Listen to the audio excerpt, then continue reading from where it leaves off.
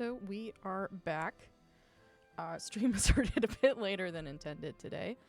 I slept until about 4 p.m., which was not my intention. Woke up, realized I had shit to do. I had to go to the pharmacy because I quite literally ran entirely out of one of my medications. And I was like, shit. So I had to go do that. And then I was low on cat food, so I had all these things to do, and people drive like idiots around here.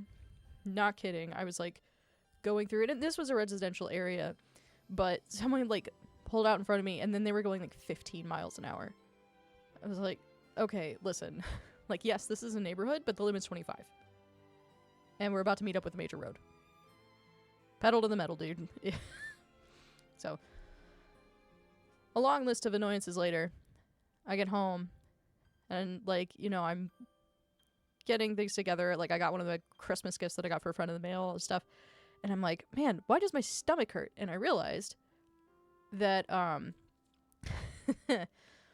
running the entire day on a single gingerbread cookie is maybe not advised. So, all that to say, between eating dinner and just generally recovering from being in public, it took me a lot longer to get to stream.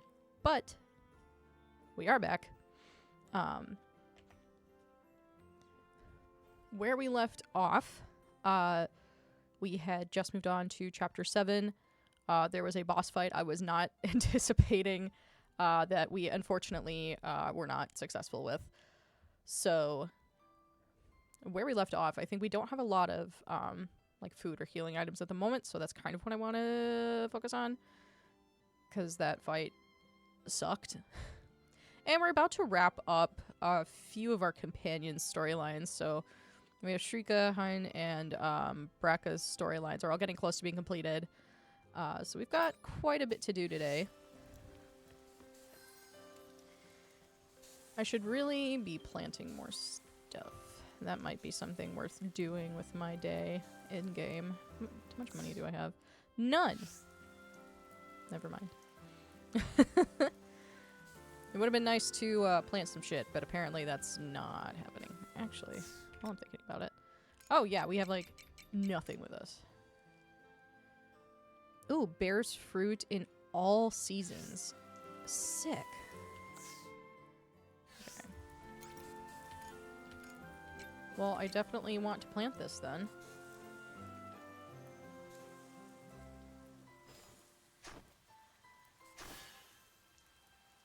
Oh, that's big boy.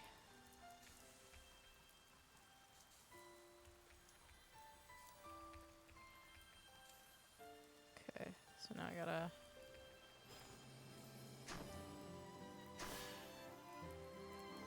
just do this. Because bearing fruit in all seasons is a great thing to have. Just in terms of having things to run through the machines, which actually, I don't know if we have enough vegetables, but I'm gonna look. Let's see. What do we have a lot of? We do have a lot of this corn. Navigating the menu is my greatest adversary in all of this, clearly. So we can do the 9 of those. We do have some wheat. I'll hold off for the moment, I think. Premium meat. We do have... This says it's a cooking ingredient, so I'll leave it be.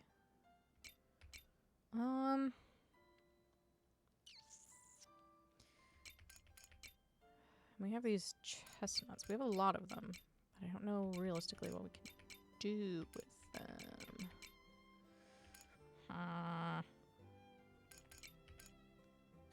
Okay, we'll run with this for now. And that way we at least have something. I don't think we have much in the way of cooking ingredients for the moment. No. Phantasma Choco Churros. I think we've seen that before. Yeah, a bunch of stuff we could make if we had the ingredients. I swear flour is like 99% of our problem when it comes to cooking. Which is fitting, but also just very annoying. Level 2 sprinklers would be nice, but we're actually running low on monolite fragments. We don't have a lot of them, and I'm not sure why. Because I think you just get them from fighting monsters, right? Unless I am misremembering that somehow.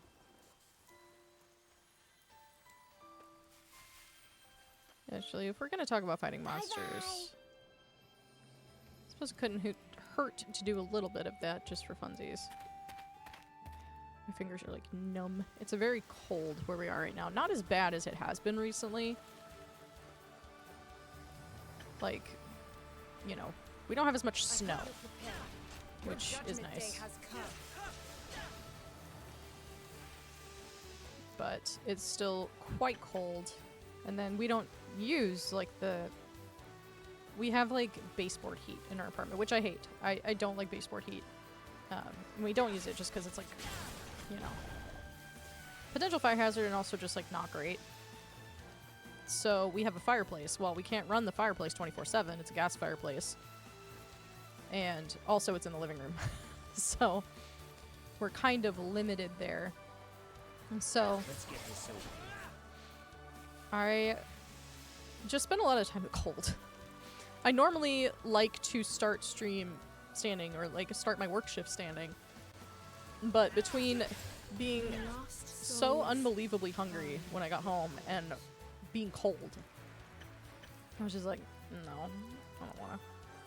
There is something, character story happening this direction? Yes. Whose is this? I wasn't actually paying attention. Ah, Dianthus. Ein, thank you for coming. I put further consideration into the concern we discussed before. But in order to answer it, I feel it will be necessary to observe a genuine couple in their natural habitat. This seems to be a popular location for trysts and romantic rendezvous. So that's why we're here? I apologize for the sudden change in scenery. For now, let's hide ourselves and wait for a couple to... Why are you telling me this now? Sounds like somebody's already coming. Let's hide.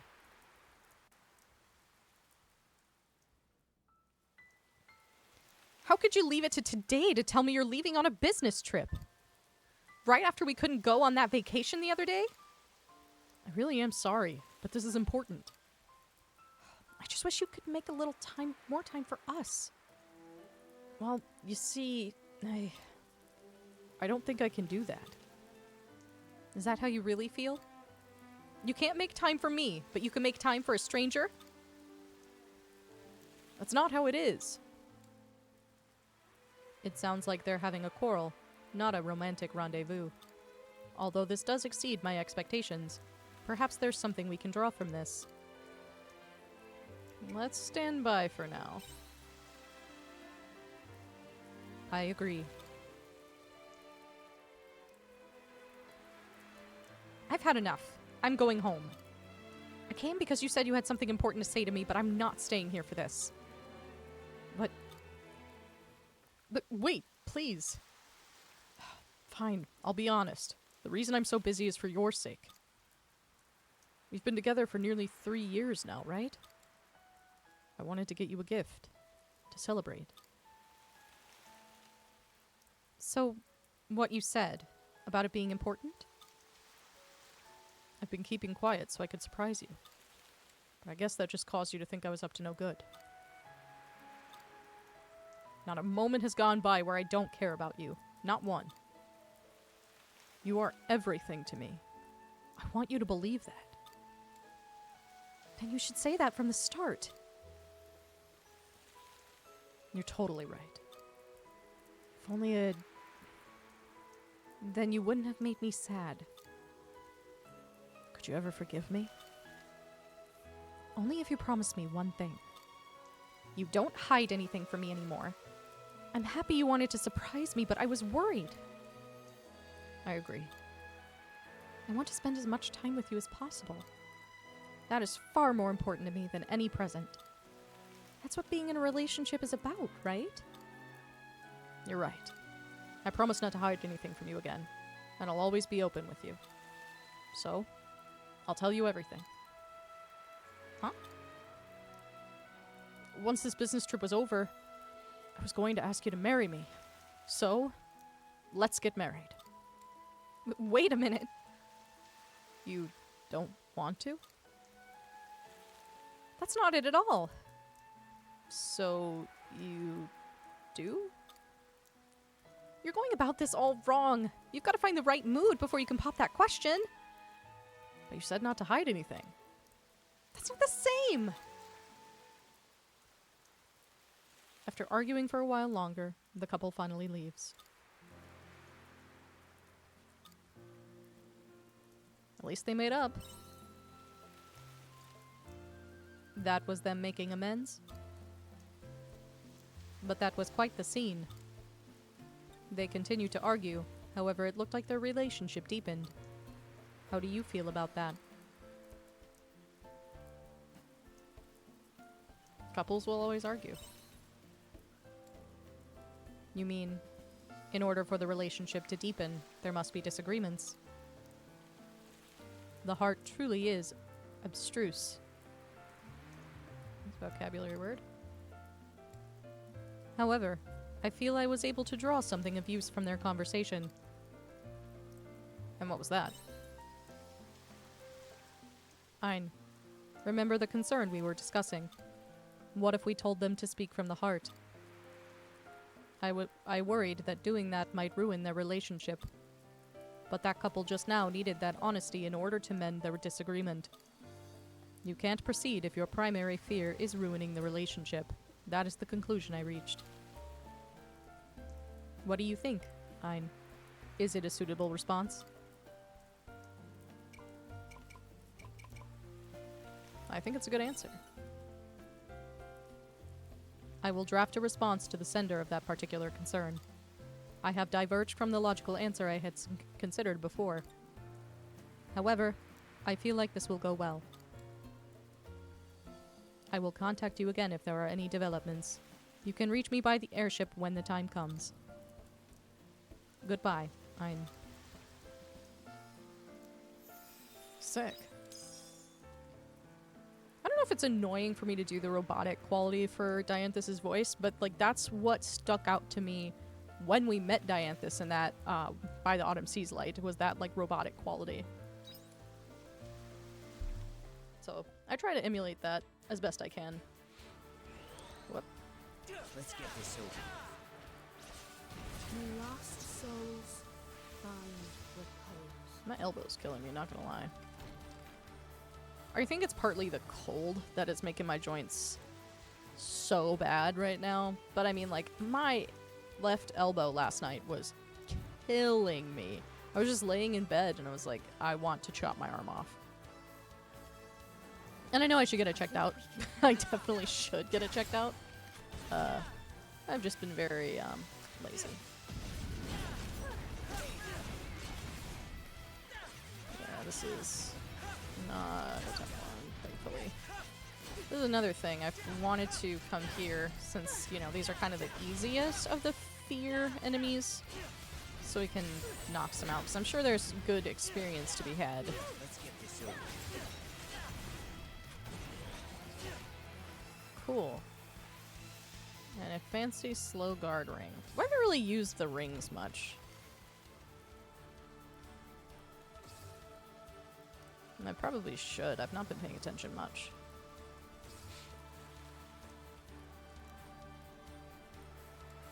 Yeah. I think it's interesting what we're seeing with Dianthus' storyline. And, you know, the ultimate, like, conclusion reached there with, like, honesty being the best policy and being necessary for deeper relationships is 100% true. Like, if you can't be honest with your partner, it's just gonna cause problems. And so I think it's interesting to kind of see, and especially with like the variety of responses you can have when you're discussing it with Dianthus, it's neat. I like it. I like it a lot. I mean, ultimately, I'm sure it's pretty linear as far as how it'll play out. But, just be, like, bringing up that, that sort of thing and, you know, things like that, just, you know, in a game like this, just having these moments where you're like, oh yeah, you know, like, you know, going through, like, interpersonal relationships and, like, what makes these relationships important and that honesty, that trust, stuff like that. It's very fun. I like stuff like that. It'll be interesting to see what we find in other games. I did, because the Steam Winter Sale started, I was not paying attention. So I didn't realize it had started, but they have that, like, Final Fantasy bundle for, like, 1 through 6. And it dropped from, like, $70-something to $48. So, of course, I was like, duh. And so I bought that today. And what I think we're going to do moving forward, or what I'd like to do, is to set aside Sundays for Final Fantasy. Because it's going to take us so stinking long. I mean, even, like, the early games, I think when I was looking, it's like between like 20 or 50 hours, depending on the game, which is nuts. Oh, I've got a bunch of items here, but I have no stamina. I don't think I have anything that restores stamina either. Oh, it's 7 p.m. We can probably just head home.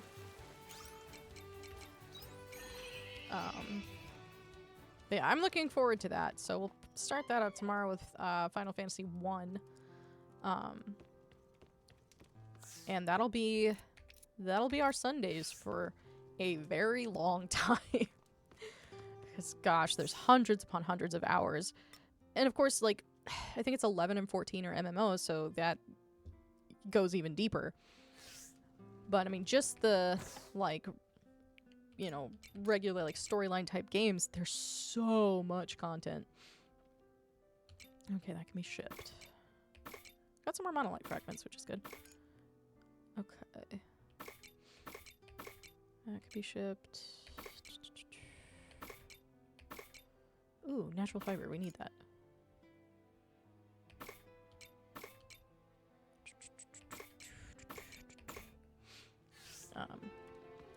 I had a thought, and it, like, left. I remember when I was in grad school, I took a class. It was, like, video game music, basically. And that was super cool, and we talked about, I believe it was Kefka's Laugh. I can't remember which one it was from. My brain is saying 4, but again, like, I have not played through these games, so I could very well be wrong. But, yeah. That class was cool in general, but just getting to talk about that sort of stuff because of, like, that particular era and, you know, the limitations of sound with, like, really early games, you know, because, I mean, the storage limitations were just crazy. You had these massive cartridges, and they could hold, like, so little. And, you know, so they had to get creative for audio. And it was just super neat. I actually still have the textbook from that class. I believe it's down here. Hold up.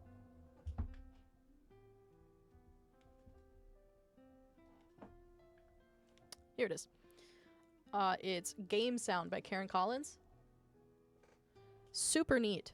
Not till it gets super nerdy. But, you know, just getting to, like, kind of study that on a deeper level. And you don't even have to be a musician necessarily to appreciate it. I mean, that's, like, a whole debate in the field that I was studying, whether or not you need to have a musician's background to be considered a musicologist or an ethnomusicologist.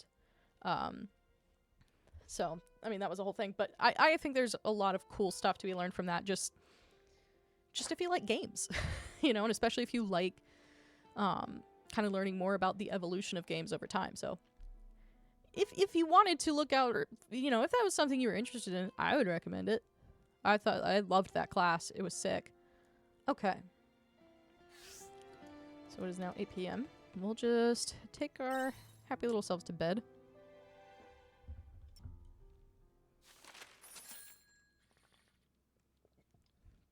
That's annoying. We got, like, no experience, but holy crow. I didn't realize those sunstones sold for so much. Do we have any in storage? I gotta look now. Holy shit. Because that's one thing we're struggling with right now is money.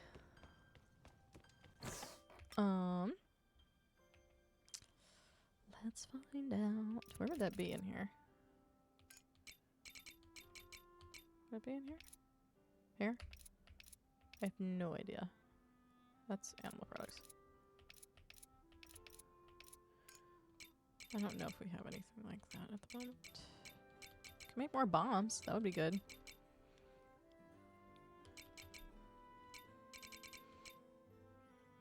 Yeah, I don't think we do at the moment, but that's okay. What that does mean, we have a bit of money to work with as far as getting the farm all put together. So we'll probably buy a bunch of wheat seeds and do that today. I was anticipating just running out and doing stuff today in the hopes of earning money, but we got a bit of a windfall with that sunstone, so sick. So we'll do that because we're coming up on winter, and I don't think the wheat grows in winter. So if we want to have food without buying a bunch of flour, then we'll have to do that, because we are in desperate need of having healing items on hand. But, I mean, even then, like the vegetable juice, we just got 9 veggie juice, which is sick. Can we throw these chestnuts in any of these machines over here? I am curious. Looks like some crops are ready for harvest. Smoker. Not in the fermenting barrels, unfortunately. Can they go in any of these machines? No. So we just have a fuckload of chestnuts. That's okay. Let's do this. Oh, it was a shipping box. That's fine. I'll keep the other stuff. Okay. Yeah, so we have like veggie juice and nothing else right now. But we'll plant a bunch of wheat, because it only takes like a day or two to grow. Bye-bye. And that way we can start stocking up on flour. Because that's kind of our sticking point right now. And it would just be good to stock up in general, so I really just want to buy as many seeds as we can. Dang it. Let me in. Let me in.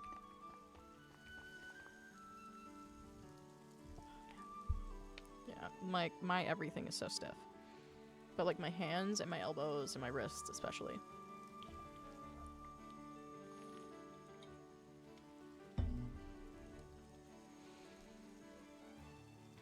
I'm just getting older. I won't say old, because I'm not even 30. But I'm getting older. I am not in my prime, I will say, because I think this idea that your prime is your 20s is kind of... But I'm definitely... Let's say this. I'm at a point in my life where I should be taking my health a lot more seriously. And I would have a lot less problems.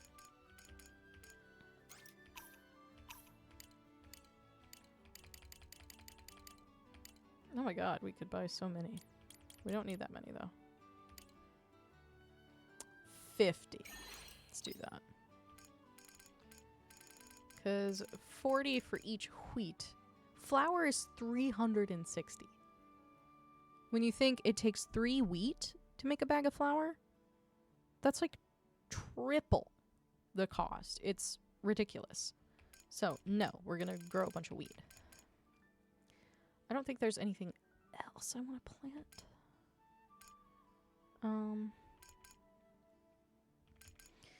We could do lettuce, just to have some veggies.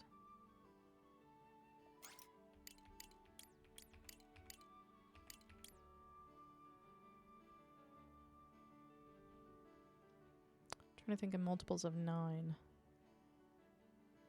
Let's see. 36, right? 36.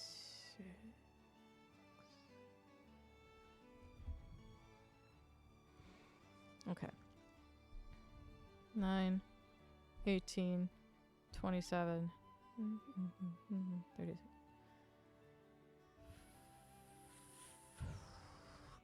Yes. I'm normally better at basic math than that. My brain is just dead. Did you come to see me? I didn't know that's what Crest sounded like. Maybe we've heard her voice before. It's the first I've heard it that I recall. Okay, so we have a bunch of stuff we can plant, which is great. So we need a lot of stuff. Bam! Oh, sick! I forgot we got the level 2. Bam! Oh, that's sick. That's gonna make life so much easier. Bam! Farm work is pretty good wing exercise. Bam! Okay. Yeah, we're just gonna till as many spots as we can. Bam! This makes it so much easier. Oh, man. At some point, we'll expand the farm. I don't think we're at the point where we really need to do that. Is to have fun. Maybe we'll Everything. plan on that in the following in-game year. Bam! I wonder how many in-game years it'll take us to finish. I don't think it'll take us more than 2. I'm just wondering how far into year 2 we would get. I don't anticipate being done by the end of winter. I'm being conservative about it, but Drink up, lovelies. that's my thought process.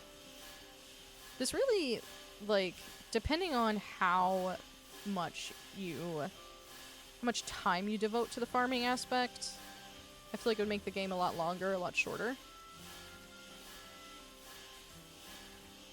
Which is neat. Okay. Let's plant this stuff. I always forget the controls.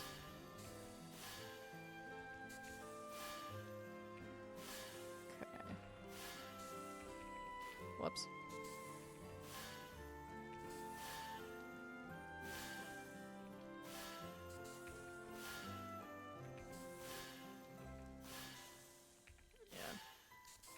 I'm just hoping that we've got enough going here.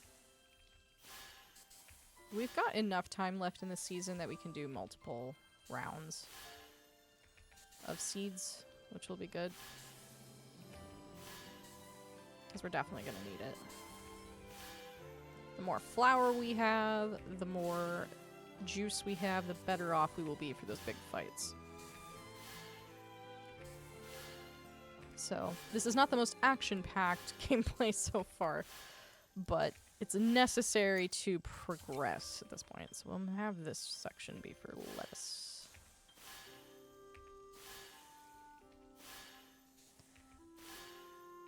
I'm just really wanting to set a good foundation, so if we do get caught off guard again, it's not going to be a huge deal.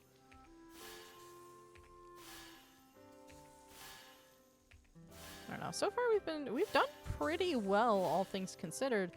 But a lot of times when those boss fights come up, it's, I've taken the initiative to just kind of back off and be like, okay, let's regroup with this. So we still have 16 of each. And I think there might be more in storage as well. Oh yeah, we have a buttload of wheat seeds and lettuce seeds, so sweet. Oh, we have some seeds that grow in the winter. Excellent.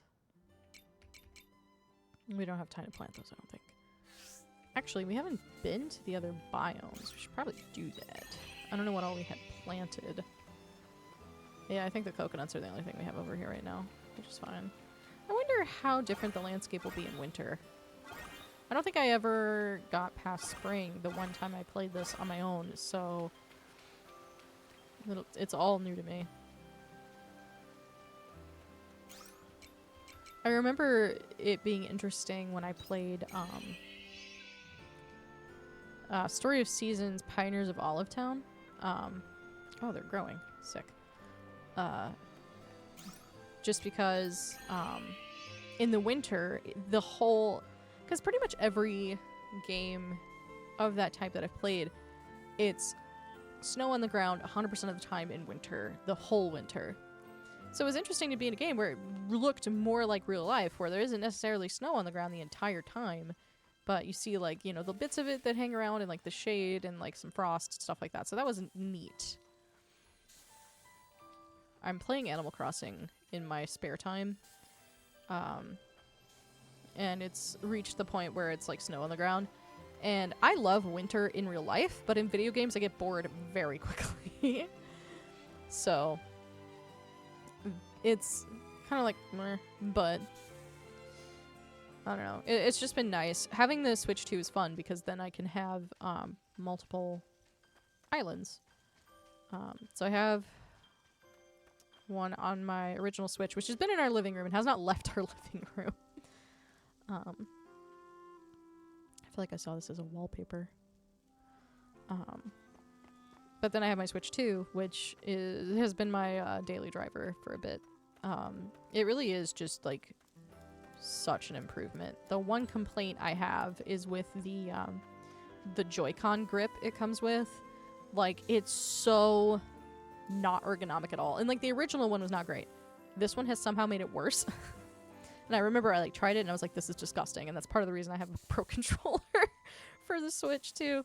It's just awful. I never bought a Pro Controller for the Switch 1. I was like, whatever. But no, for Switch 2, especially because I was going to be streaming, I was like, no, I want a Pro Controller. And it's been great. I've loved using it. Okay, I know I'm just, like, running around at this point. Do a little bit of fishing, why not? Aww. Are you just chilling? So cute.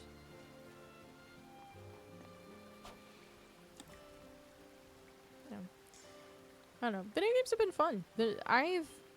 I honestly am really glad that I started streaming, even though, like, even if I'm talking to nobody the vast majority of the time, it's just fun. It kind of gives me, like, it sounds so dumb. I have, like, set time each week set aside to play specific games.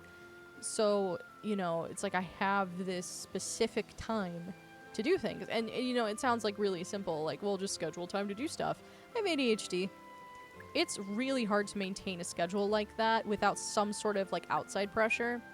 And even though, like, when I stream, there's, you know, like, there's no one there.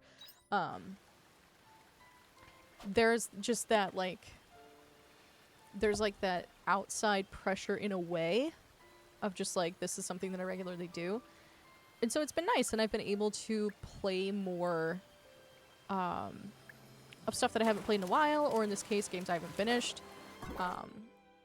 I'm really looking forward to Final Fantasy. I don't know how long it would have taken me to get around to playing Final Fantasy just on my own. So it's been great, and I keep thinking, like, man, you know, playing one of these games on stream would be really fun, or doing something like this would be really great. So it's kind of nice, just, like, as a hobby, even if, you know, like, you know, people think about streaming, they think about, like, oh, having a huge following or whatever. Even without that, like, I'm having a great time. It's just me yapping while I play games to what is essentially an imaginary audience. But I'm good at that anyway. I talk to myself. I have full-blown conversations because my brain just never shuts up. Ooh. I don't know if we've seen this fish before. Yeah, no, it's literally just me doing what I do a lot of the time on my own, but with a different context. And it's been really fun. It's really has, and I'm really glad that I did it. I actually went and looked, and just since September, we've just hit, like, the 4-month mark of me streaming. Just since September, I've streamed, like, over 100 hours, which doesn't sound crazy. You know, there's plenty of people who do that in, like, probably, like, I don't know, like, week and a half, 2 weeks, maybe. Probably less than that for folks who, like, it's their career. But for me, it's, you know, for me, I would say that's a pretty good number. And granted, like, there's days where I've missed stream just due to life. So, you know, I would say that's a pretty, it's been, I guess calling it an accomplishment might seem weird, but it is. And it's just been, it's been neat. It's been fun. I enjoy it greatly. So, Yeah, and I mean, even if it just stays that way forever, if it just stays me just yapping to myself, who cares? I'm having a good time. I'm having a good time. It feels weird to say like sharing an experience, but it kind of still is. Like I do, like of course, you know, I take the VODs, I throw them on a YouTube channel that I just have, just like, you know, copy paste whatever. So you know, it's there. And even if I'm not sharing anything in the moment, it's like I'm still getting to share an experience in a way, and that makes it fun for me too. It sucks that stamina just does not want to regenerate on its own unless you eat food. Okay, let's ship some stuff.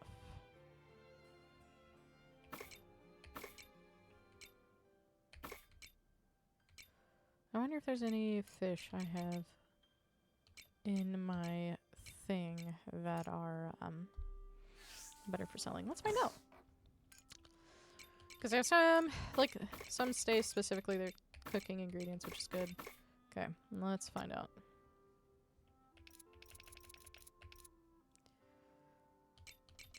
Ah, these carp. And the rest of these are cooking ingredients. Cool. Hopefully that helps us on the money front as well.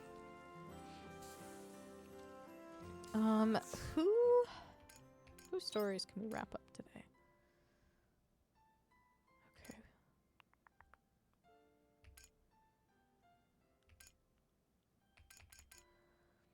We've got a little bit of time. Let's go see Shrika. I hope you bring back souvenirs. At the temple. And knock. Let's just wrap up a couple of storylines with our friends, you know? Alright. Take me to the temple.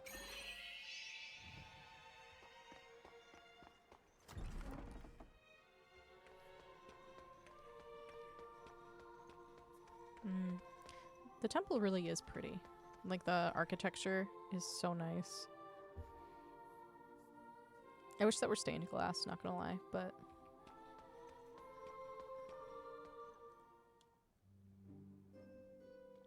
Fine. Thank you for coming.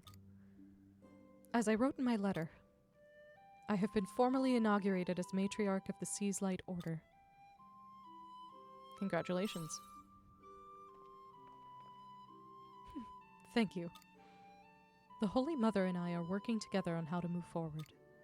The confusion within the Order may have settled down, but there is still a mountain of work ahead of us. The sect of the Anti-Mother has also grown silent, but the mark they left still remains all the same. As it turns out, I'm far busier now than I ever anticipated. You sure you have time to talk? I have something important I wish to speak with you about, so I made time.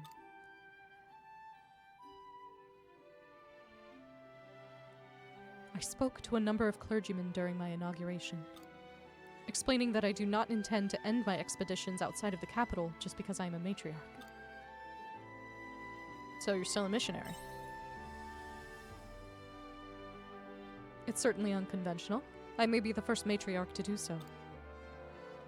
But there's so much of the world I would miss by remaining within the temple. Which is why I mustn't allow my position to stop me from traveling and broadening my horizons.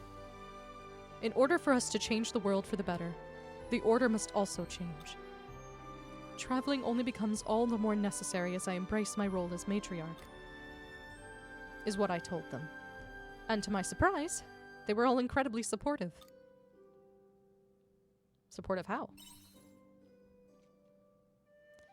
Of course, I can't ask someone to take on the position of matriarch in my absence, but as long as everyone does their part, accepting help when times are tough, or offering help to those in need, if we can combine our efforts across the Order, everyone will improve for the better.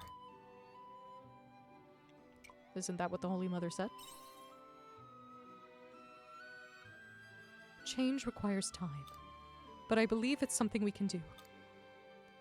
With an abundance of goodwill, anyone can change. I'll be rooting for you. Thank you. Anyway, what I'm trying to say is, since I will be continuing my duties as a missionary for the Order, I will travel alongside you as well. It will be the same as it was before. If you're ever in need of my assistance, don't hesitate to contact me.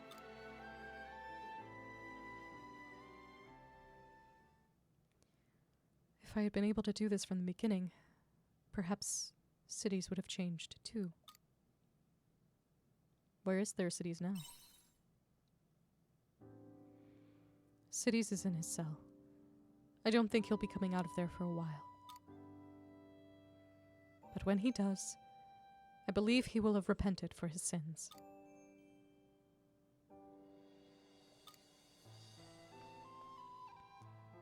I didn't lose him this time. My closest friend. My family. You're right.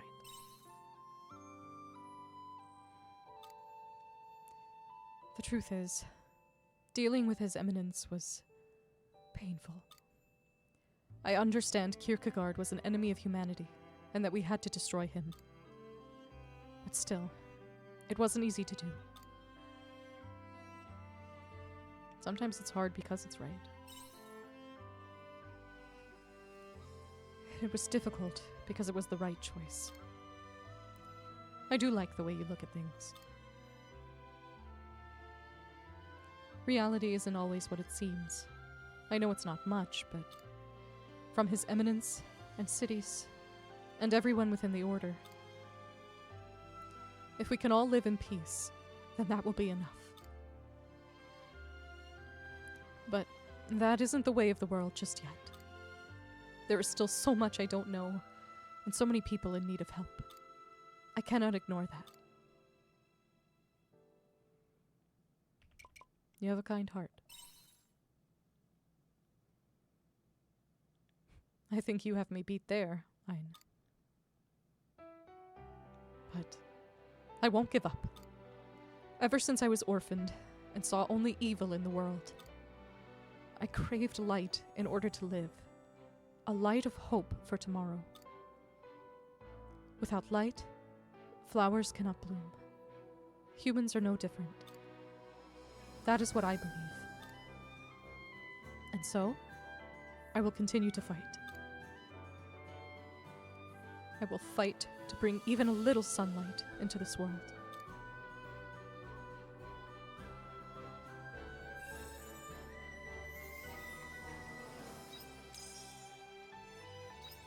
All right. That wraps up Shrika's storyline. It's very bittersweet, but yeah, her kind of going through that journey and, you know, especially coming to terms with, you know, what she learned about her faith and with the Holy Mother and everything. It's really been, you know, all of the storylines have been great. I'm sorry, I just like whacked my mouse. But they've all been great in their own ways, and you know, there's been a lot that I've enjoyed, but I think Shrika is definitely one of my favorites. So, it's been very nice to see that evolution there. Ooh, nice. And, you know, of course there's the party bonuses as well, but okay. Let's get to our chores here. I just received a response from the original sender of that letter. I would like to inform you of how they fared upon receipt of our answer. I also have a new letter I wish to discuss with you, so meet me on the airship again. I will be waiting. Dianthus. As gratitude for all of your help, I wish to share the words, "Grow a silver blossom." It is a favorite verse of mine, because if you do not take care of this blossom, the silver glow will fade. It is as fragile as it is beautiful. The silver blossom glow... Blep, blep, blep, blep, blep, blep, blep. God, it's like VA bloopers. Let's try that again. The silver blossom grows in the hearts of people and will bloom no matter how cold or harsh the environment. Then and now, These words are the light that shines upon me. Yours sincerely, Shrika. I keep joking about it, but I really should go through the VODs and take every time I've stumbled over my words and stumbled over text in any playthrough and just make a compilation of it. Just because it keeps happening. Looks like some crops are ready for harvest. I do my best. Okay. Cool. All of that should be ready in like the next day or two, which is nice.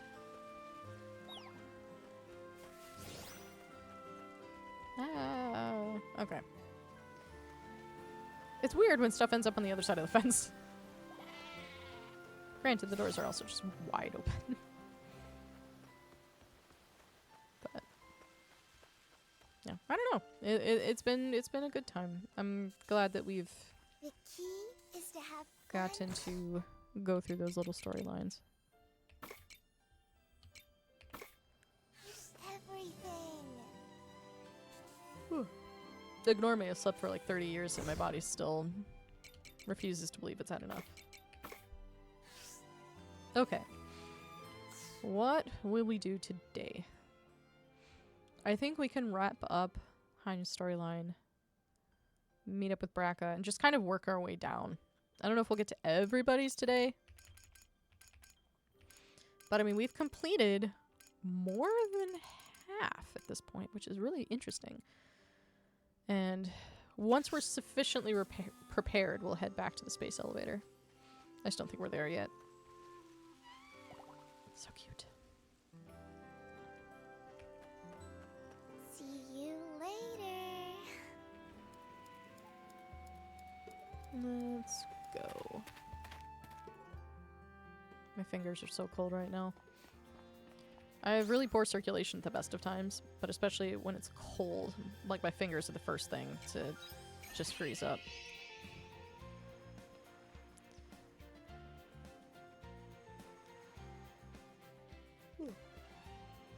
I ate pizza before this, and I think my body is just like, alright, it's time for bed.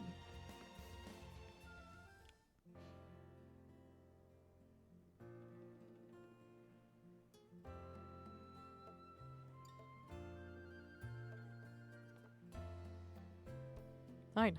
Thank you for coming. I just finished with the preparations for my next presentation. Now we just wait for the children.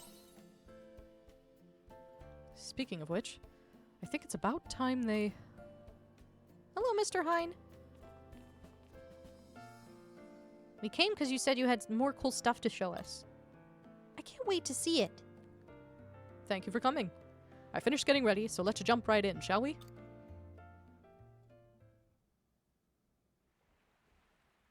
Ready? Let's begin. What are you going to show us today? I'm afraid I'm not here to showcase any new invention today. Huh? So what are you going to do? Ein and I are here to regale you with a tale of adventure. Adventure? Now you're talking. It all began with a submarine, and its name was the Fiasola. Ein and I set out on our journey in the Fiasola all the way to the ocean floor, in search of a place that could only be found deep in the sea. There, we found another submarine that belonged to adventurers like us, who had been searching the ocean floor. Wow. Did you go inside? What was in it? Inside was a ship's log, left behind by the former crew.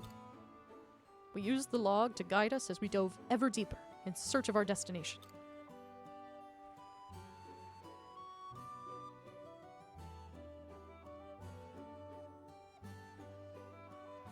Until we finally arrived. And what we found there will shock and astound you. What did you find? Down there, where no one else has been said to tread, was a flag stuck firmly into the ground. Which means, children, that we were not the first to find such a place. You think somebody else put it there? Do you think people who live on the bottom of the sea? Don't be stupid. How would they breathe? Sadly, we were never able to learn who it was that placed the flag. But I can say for certain, whoever did it must have been thinking they'd finally made it. That they did what nobody else has ever been able to do. No one? No one ever? We can all surpass our limitations. Our limitations?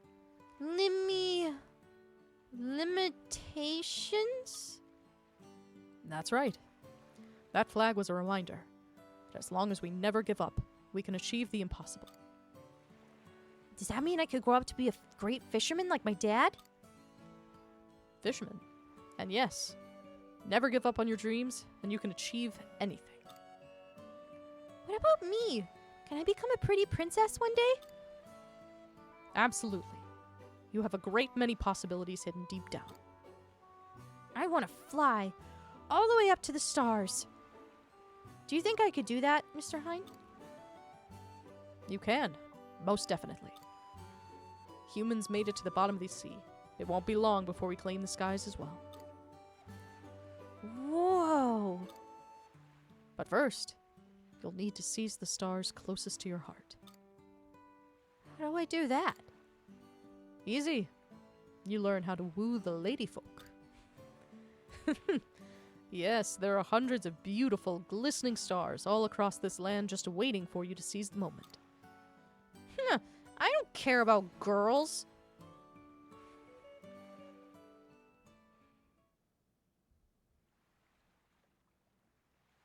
Well, how do you think it went? You did great. Well, if you think it went well, then I'll consider it a great success. Say, Ein, do you think I've gotten closer to Fiesola's legacy? I think you've surpassed it. I wouldn't go that far. I clearly have a long way to go. I think this is something that Fiesola really wanted to do. Opening doors for the generations to come. She never wished for new worlds, nor did she strive to be a technological innovator. No. Chances are, the people who planted that flag are cut from the very same cloth. Do you think we can do it too? What's to say we already haven't? Someday, people will make discoveries that surpass anything we or Fiesola ever envisioned. Before long, they too will entrust their dreams to the next generation, just like we are. Generation after generation, until eventually, someone achieves the very impossible. It all begins with one small step, and enough steps will one day lead to one giant leap. Forgive me. I have a habit of waxing poetic about the future. That future's coming, you know. You're right. Mr. Hine? Oh, what's this? I told everyone about your story, and now they all want to hear it for themselves. Oh dear. My day's about to get much busier. If you'll excuse me, I'm off to regale the children with more wondrous tales of the future. I'll see you again soon. Next time, I'll treat you to a meal. Mr. Hine, come on! Yes, I'm on my way.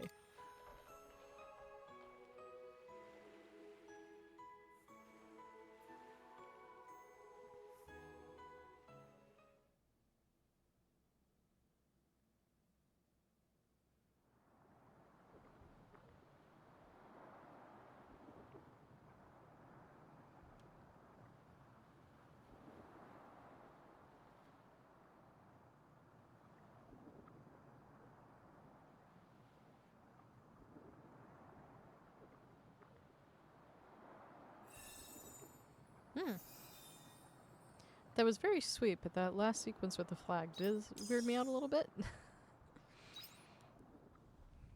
But yeah, that was terribly sweet. Just, you know, I think he's grown a lot. I mean, all of them do throughout their little storylines. That was just very sweet to see. I was not the most fond of Heinz's character when he was introduced, but I think that's kind of the point. You know, I get the feeling that, you know, honestly, you can tell that he's meant to come off as a womanizer, but you really don't get it that much when you get close to him. And it's really interesting. I feel like maybe if you choose a female character, it comes up a bit more. But yeah, you get to see so much further under the surface, and it's really nice.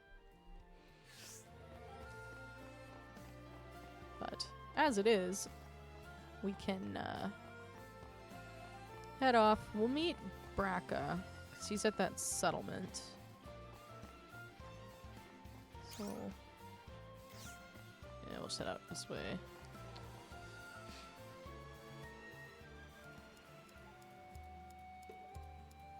So it's like right up here, right? No. Where is that settlement? That's Lost Gaia. I don't know.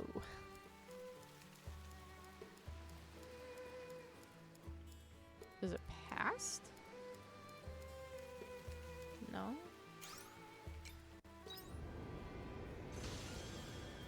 Is it here? No. That's a forest. It's the Jade Forest. Where is this settlement?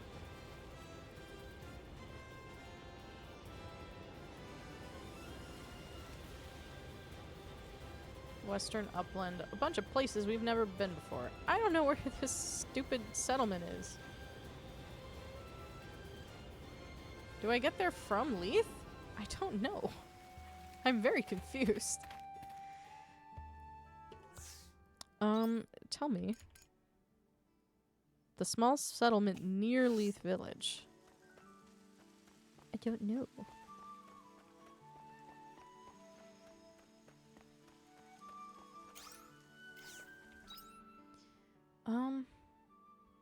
Because up this way just gets you to Arya's place, right? You're actually pretty reliable. Afternoon? Well, thanks, Arya. Very flattering. Yeah, I think this just takes you up to where she is normally. Her new residence, I should say. Ooh. Can we activate this now? Sick.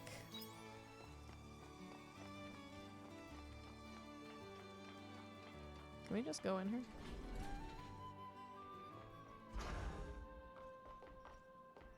The music's weird. Aww. Aw, she has her little cat plush. Oh, that's really sweet. And then this is... that place. It's interesting that she chose to live here, but I think also, knowing what we know, this is probably more along the lines of what she's familiar with. Where is this dang settlement? Hold up.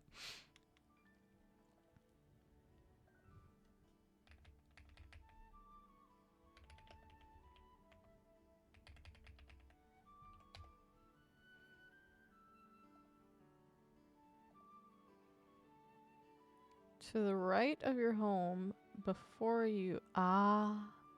Okay. We're good. Yes, I had to Google that. Okay, there we go. Yeah, I needed to Google that because I was looking in all of the wrong places. Hello? Oh, there we go.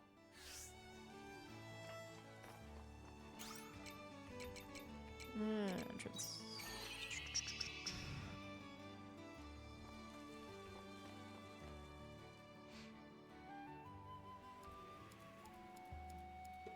There it is. I was thinking it was the other way for some reason. Fine. Sorry for suddenly calling you here. Why are we here? I wanted to ask the people here about Amadeus. It was what Moldor said about Amadeus wanting to die. I haven't been able to shake it.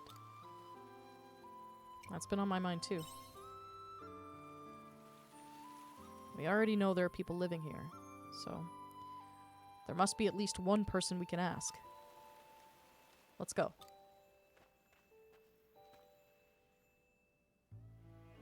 Excuse me. You got a minute? Oh, an outsider? Don't see many of those. What can I do for you? It's about Amadeus. I wanted to know if you could tell me about him. You must be talking about Professor Amadeus.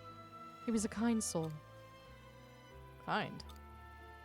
Well, he could be a bit hard to please, but he was always kind and gentle with the children. And so smart. He could teach the pants off of anyone. Mixing medicinal herbs, how to hunt efficiently, you name it. That's why you call him the Professor? And that's right, although he seemed to hate the name. A kind-hearted professor. Yes, we're all grateful to him.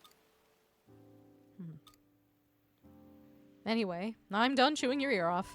If you'd like to know more, then try asking the Elder. Understood. We'll give them a try.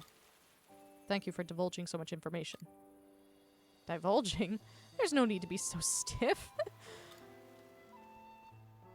Sounds like Amadeus was invaluable to the people here. Hard to believe he was a hallowed.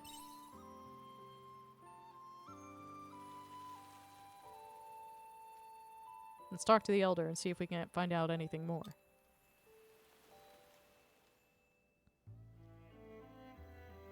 You're the village elder, is that right? That's me. And you are? Braca. I'm a mercenary. And this is Ein. Very good. And how can I help you? I'd like you to tell us about Amadeus. Amadeus, eh? Chasing him too, were you? That's right. I thought you should know that Amadeus was a hallowed. He did mention being some sort of calamity for us humans. He told you himself. And Amadeus never caused any harm to the people of this settlement? Nope. He didn't hurt a single person the whole time he was here. You expect me to believe that?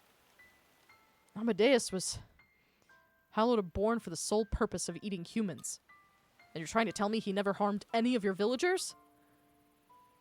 He was a pained man, was Amadeus. Pained by the struggle of resisting the urge to devour human life.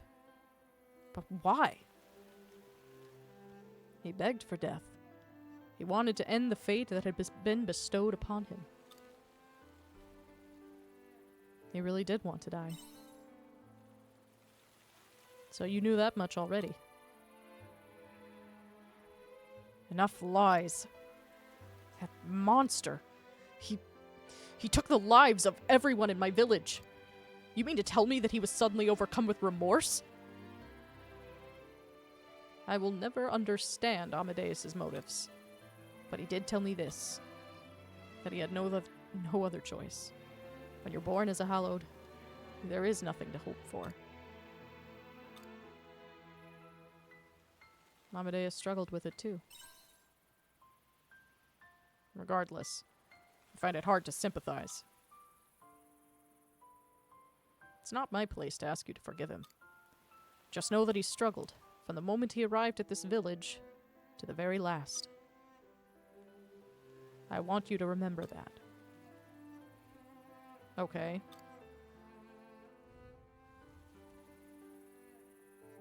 You okay, Braca? I'm fine. I learned more about Amadeus than I came here expecting to. Moldor, Amadeus, me. We're all the same.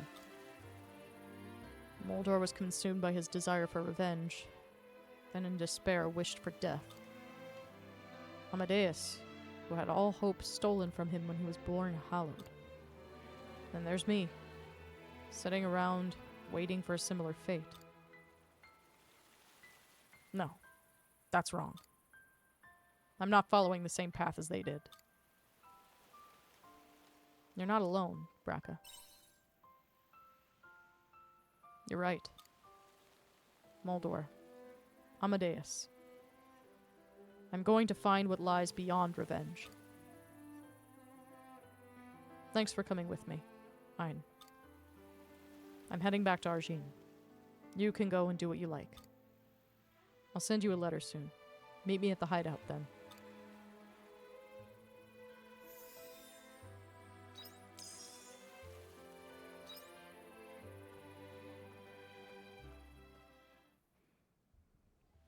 Getting close to wrapping up his storyline as well. Welcome back. Everyone's storylines are just so neat. And there's so much more depth to their characters. It's really nice.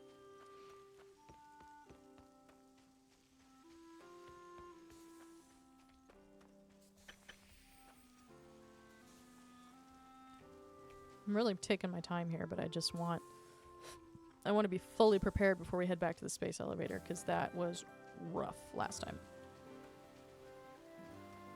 So, hopefully it's not much longer. I just want to get some ingredients together, all that jazz. I haven't wandered around the farm recently. There's a lot of wandering to be done, truthfully. Oh yeah, I think this takes us to the water biome. Yeah.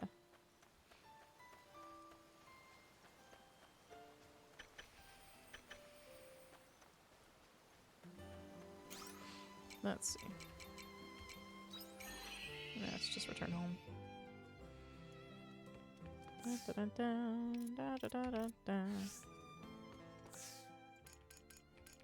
many bombs do we have? We only have 3. Let's make some return bells.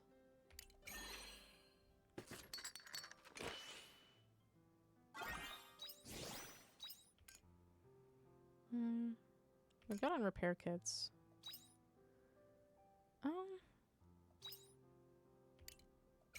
Make 2 more bombs. Nice. I'm like so cold. The back of my chair is very breathable, which is nice in the summer, but not as nice in the winter, because then there's like, it's like leaning up against something that takes all the warmth out of your body. But I don't care to move just yet and do anything about it. We'll keep going for a bit before I give up.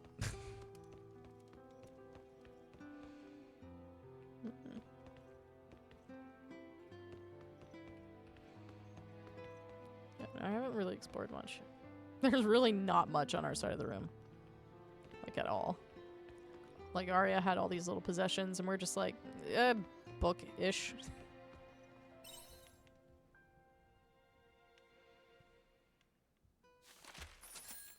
Alright.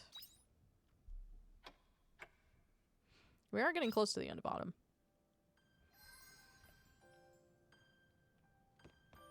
Alrighty.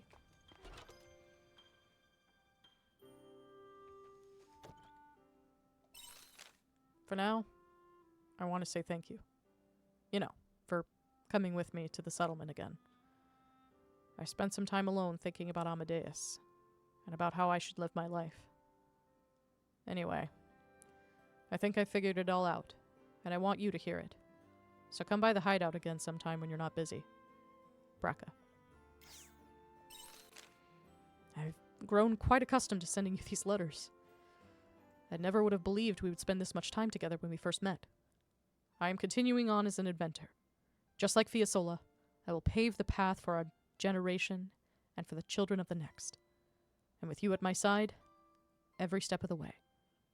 Let us walk this road to the future. Together. Signed, Hein.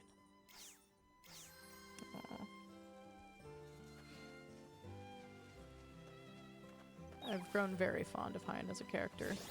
I'm fond of all of them, but yeah.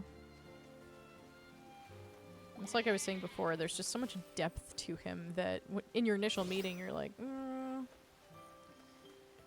Because I remember our initial meetings with,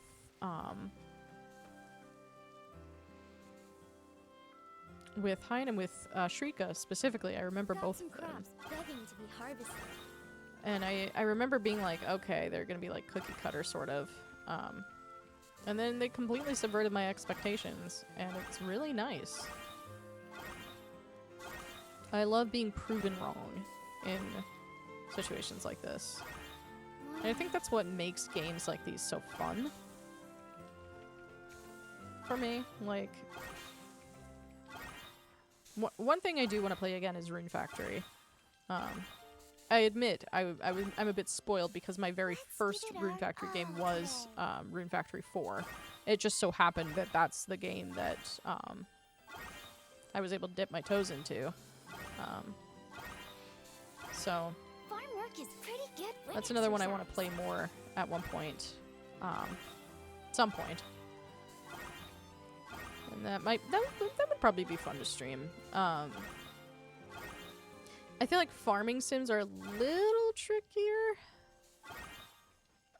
Modded Stardew Valley would be fun though. I love the modding community for Stardew Valley. It is so great. Like, there's so many incredible mods out there that just add so much to the game and make, you know, and it feels so seamless. Like, you know, when it comes to expansions for the game, of course, Stardew Valley Expanded, that's the one everybody comes back to, but it's just because it feels so seamless. Like, truthfully, like, playing vanilla Stardew is, like, weird now. Just because I'm so, you know, like, it's just so different being able to play, and, you know, there's these you meet these characters, and it's like, man, you know, like, they're just so awesome. Like, they're great. So... that could be a fun one. I've had the urge to go kind of digging in Nexus again recently, just to see what mods I can find, because there are plenty that I adore. Not just Expanded, but like there are so many out there that I think are awesome.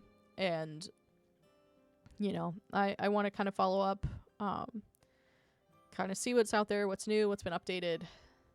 So we'll probably do that at some point. My Steam Deck was so great for modded Stardew, because previously I had a laptop, and laptops are and this laptop in particular was not very powerful. It was a Lenovo ThinkPad, which, if you know anything about those, you know, like, this isn't great. I had it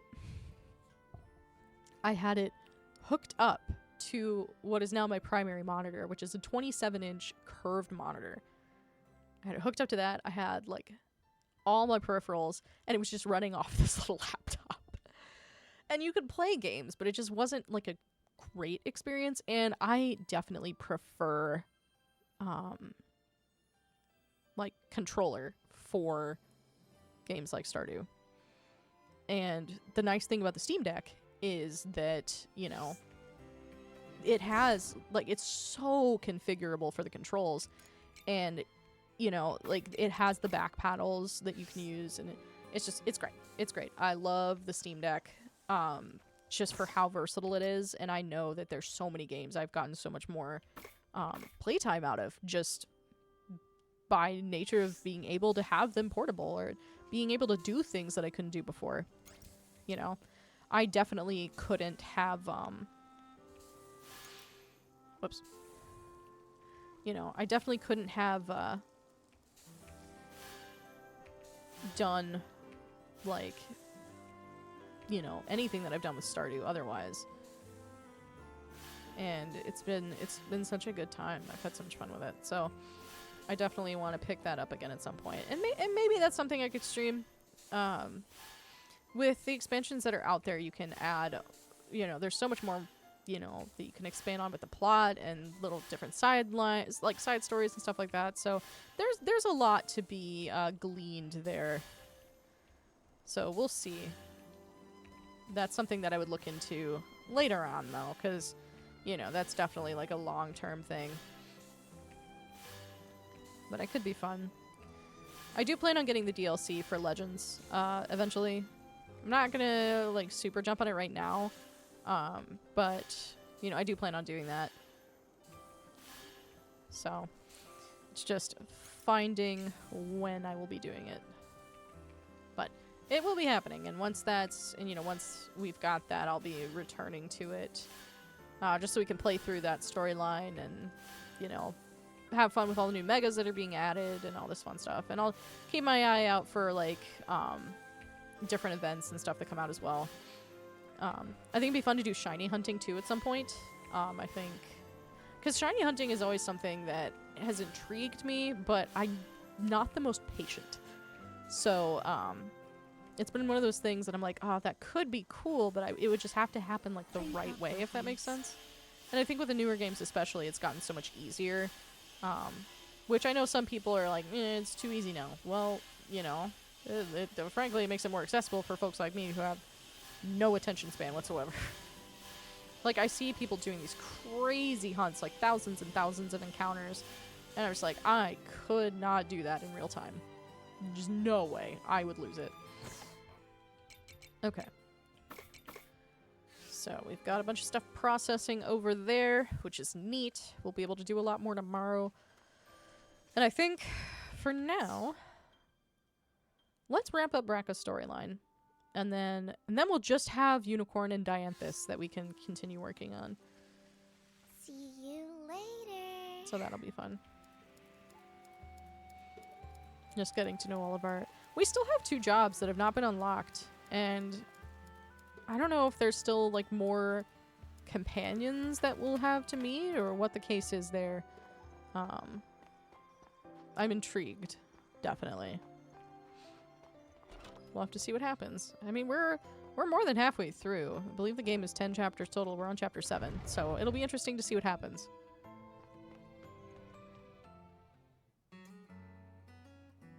Fine. Thank you for coming. Normally, I should be the one coming to you in such a situation. I came because I wanted to. That's nice of you to say.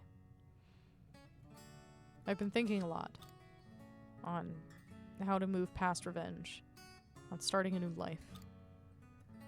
I decided that, first off, I'm gonna keep working as a mercenary.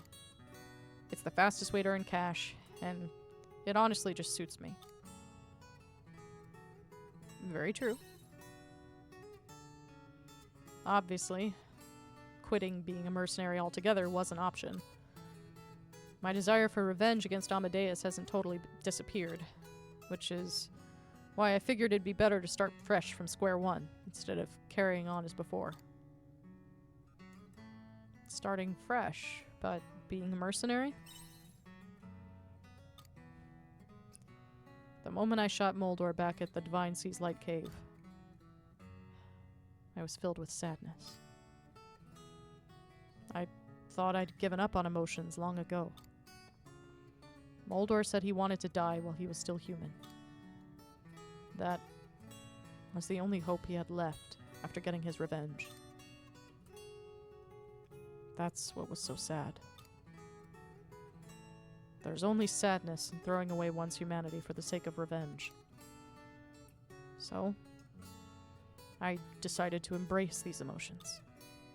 I want to end the sadness that comes when you feel you have nowhere else to turn. Next time I meet someone like Moldor, or myself, I want to give them a choice, you know? That sounds like a good reason. You run into people like that whether you like it or not, as a mercenary. Punks who are ready to throw it all away for revenge. I want to save them before they plunge from that cliff of despair. So, I'm gonna keep working as a mercenary, but with a renewed purpose. I know there's only so much one mercenary can do. You probably think it's all lip service. Doesn't sound like lip service to me. Thanks, Ein.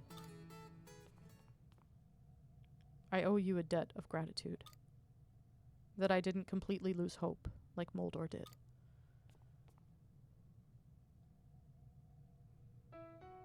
That was all thanks to you. It's no big deal. A typical response from you. Anyway. Fine. Can I ask you something? Will you continue to employ me as a mercenary? Of course, but why are you asking now? It's to help me mark the divide. I'm not working as a mercenary out of revenge anymore. I'm done with revenge. Now I'm just some guy making a living as a regular old mercenary. You think you would want to keep up a contract with someone like that, Ein?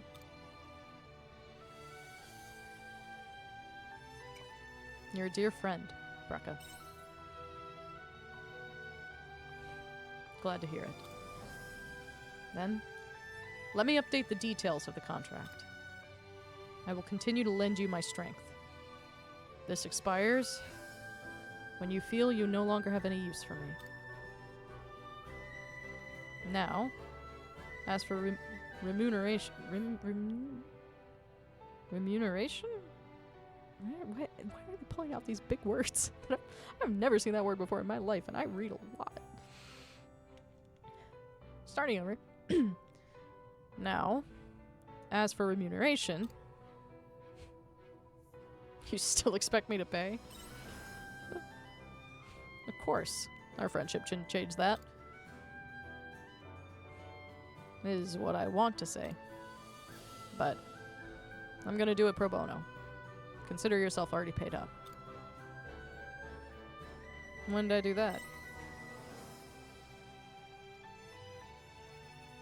You're paid up, I said.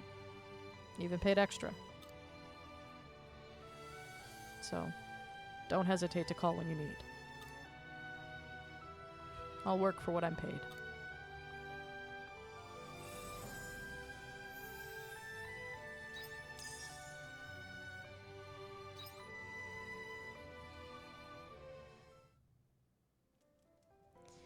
I think there's something very sweet in that. I guess you could call it a little metaphor. You know? Like, it's in his own roundabout way, you know, sticking to that. I guess, I don't know if you could call it like a front, but just kind of holding on to that, you know, way that he distinguished things from before. You know, I think it definitely lends itself to the realization, like, yeah, no, he was definitely, you know, trying to maintain that and maintain this persona. And he's still sort of doing that, but, you know, there's a very obvious, like, this is just his way of defining what is now a great friendship. And, you know, it's just really nice. I love going through these storylines. I love seeing the growth in all of the characters. I love getting to see that deepening of that relationship. And I think with Braca, you see it very, very much so. Because even though he's not, I don't think he ever would be the person to be like, you are like my bestest friend and I love you. Like, I don't think he would ever be that person, but that's essentially what that conversation was. You know, he was very open and very vulnerable. And, you know, even though he kind of still is like leaning into that mercenary thing, you know, if anything, I feel like it's more kind of almost like just like a little inside joke in a way, if that makes sense. And I don't know, it's very sweet. Like, it's, you know, very clearly defining, like, you know, I'm in it for the long haul, you know, as long as you'll have me. And that's so terribly sweet. Yeah, I love that. I really do. I just have such fond feelings for all of these characters. I really do. I just want to, like, put them all in my pocket. just take each and every one of them. Just tuck them in my pocket. There's room. Just cozy up with my wallet and my keys. It's goofy. Alright. I know we're meeting Unicorn in Shatola, and then we're meeting Dianthus on the airship.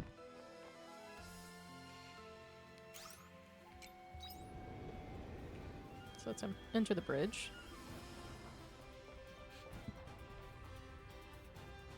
God, the airship is so cool. It's very steampunky. Which is interesting in contrast with the technology that we see in, like, abandoned Eden and stuff like that.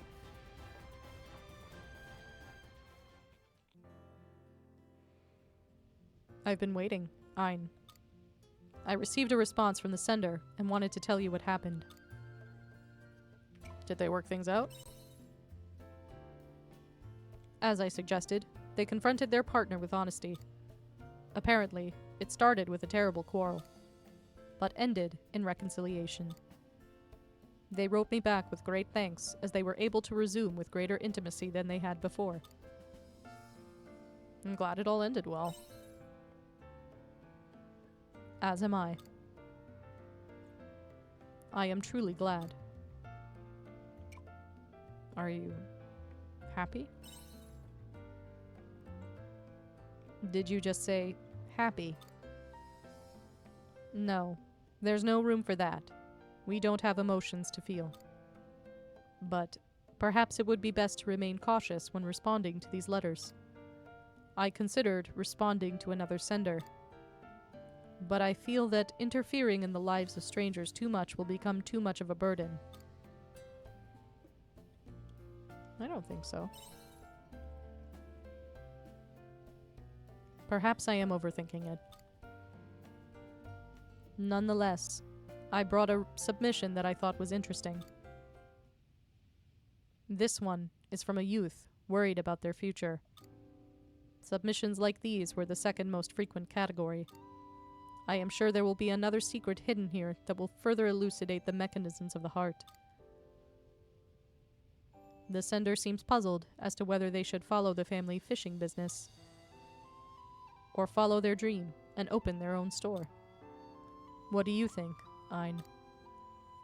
Should they follow in their family history and become a fisherman, or take the more difficult route of opening their dream business?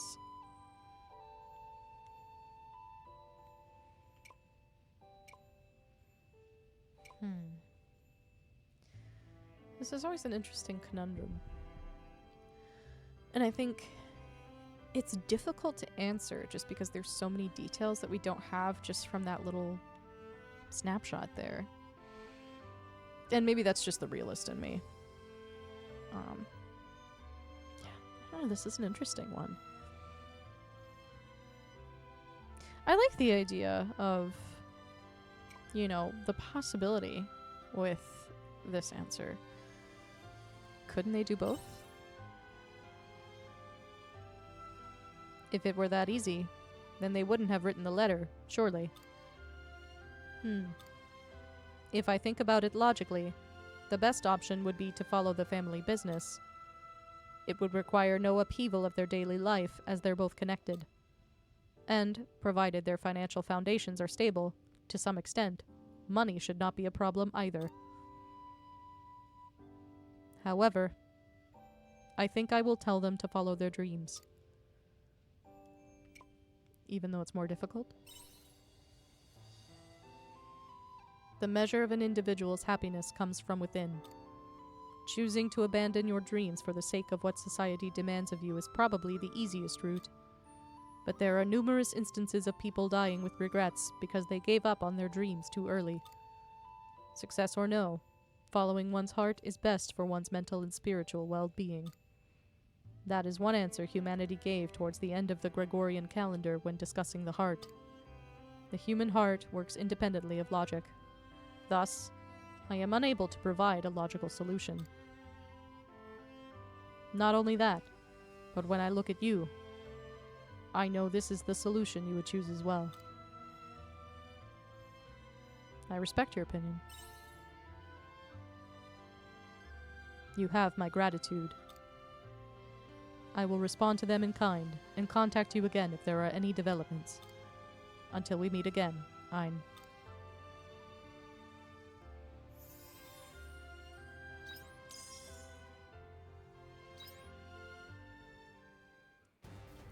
That was very sweet. I love that we're getting closer with Dianthus. I really do.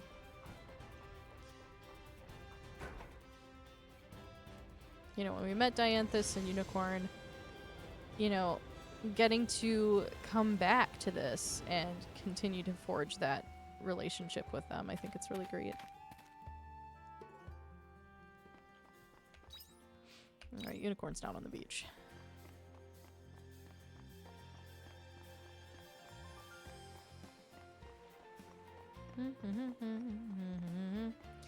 I always get turned around.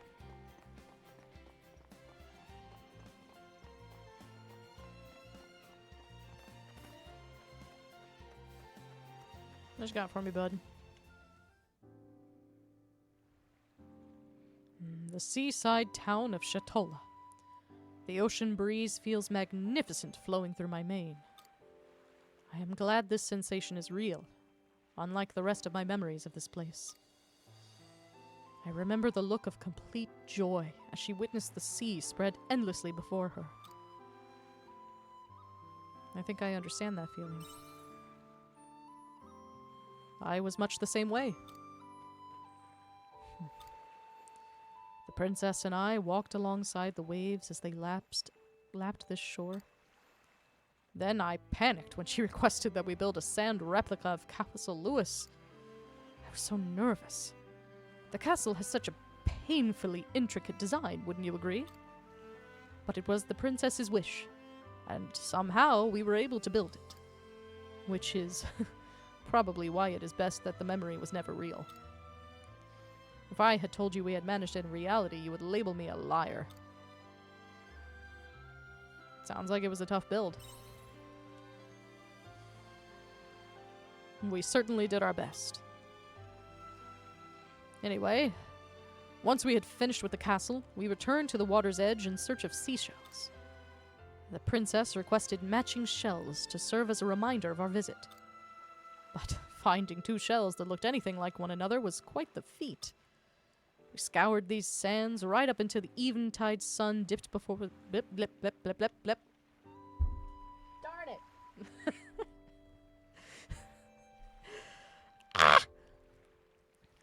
So many bloopers. We scoured these sands right up until the eventide sun dipped below the horizon. And, did you find a pair?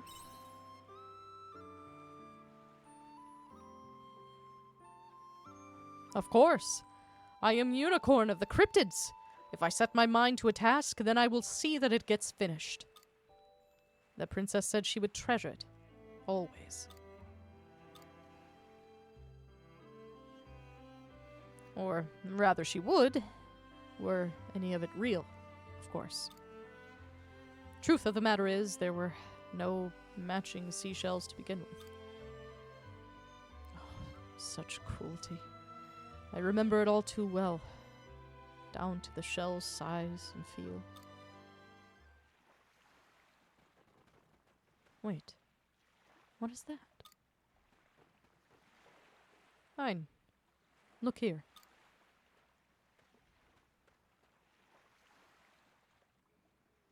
A pretty shell lies buried at Unicorn's hoof.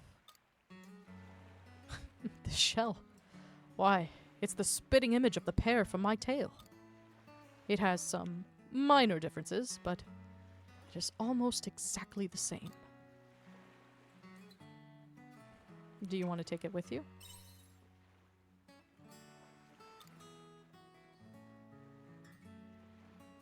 No, this shell is not the same. It is real, unlike those from my memory. Why only this shell? Why must it be this shell that exists in the real world? Why must my princess be the one who remains imaginary? These memories are still important.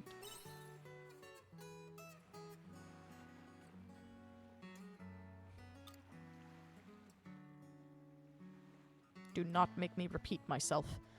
There is such a thing as karmic suffering for a heart seized by false memories. It cannot remain in that state of capture forever.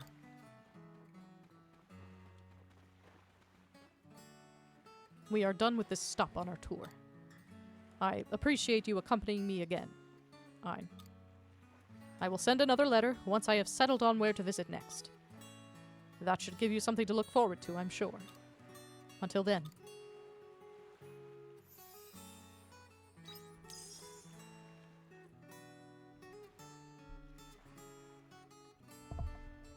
Why are we getting meat as a quest reward? I don't know how I feel about that. Okay. I am going to take a quick break. Partly just to get up and stretch my legs, partly because it's freezing. So I'll take a quick break. We'll be back. It's Saturday, and I don't work this weekend, so I have plenty of time to be up late this evening. So we'll take a quick break, and I will be back.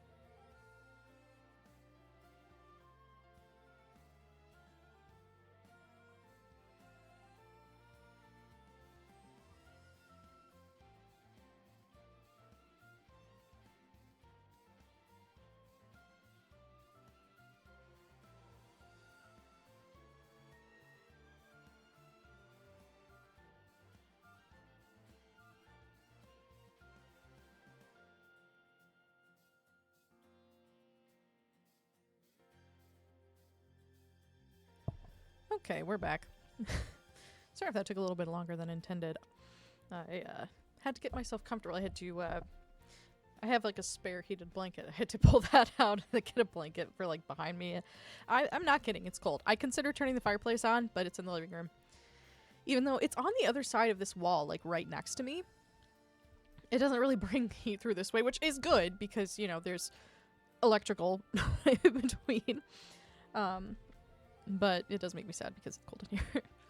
But, I also snuck a gingerbread cookie. I made gingerbread for, like, holiday party, and I finally got it, like, the right cook time and the right thickness where they're still nice and soft. So good. And I'm pretty sure I'm the only one eating them, which is a problem. But, anyway, back we are. We've gone through everyone's story that we can today. I know there's some, like, little side missions and stuff, but I'm not really feeling those. So we'll just head home.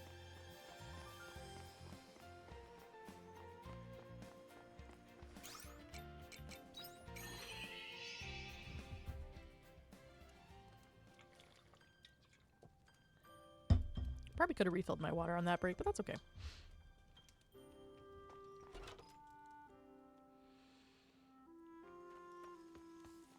These machines are all going to take until the next day, so not much to stress about there. Ooh, have we been to...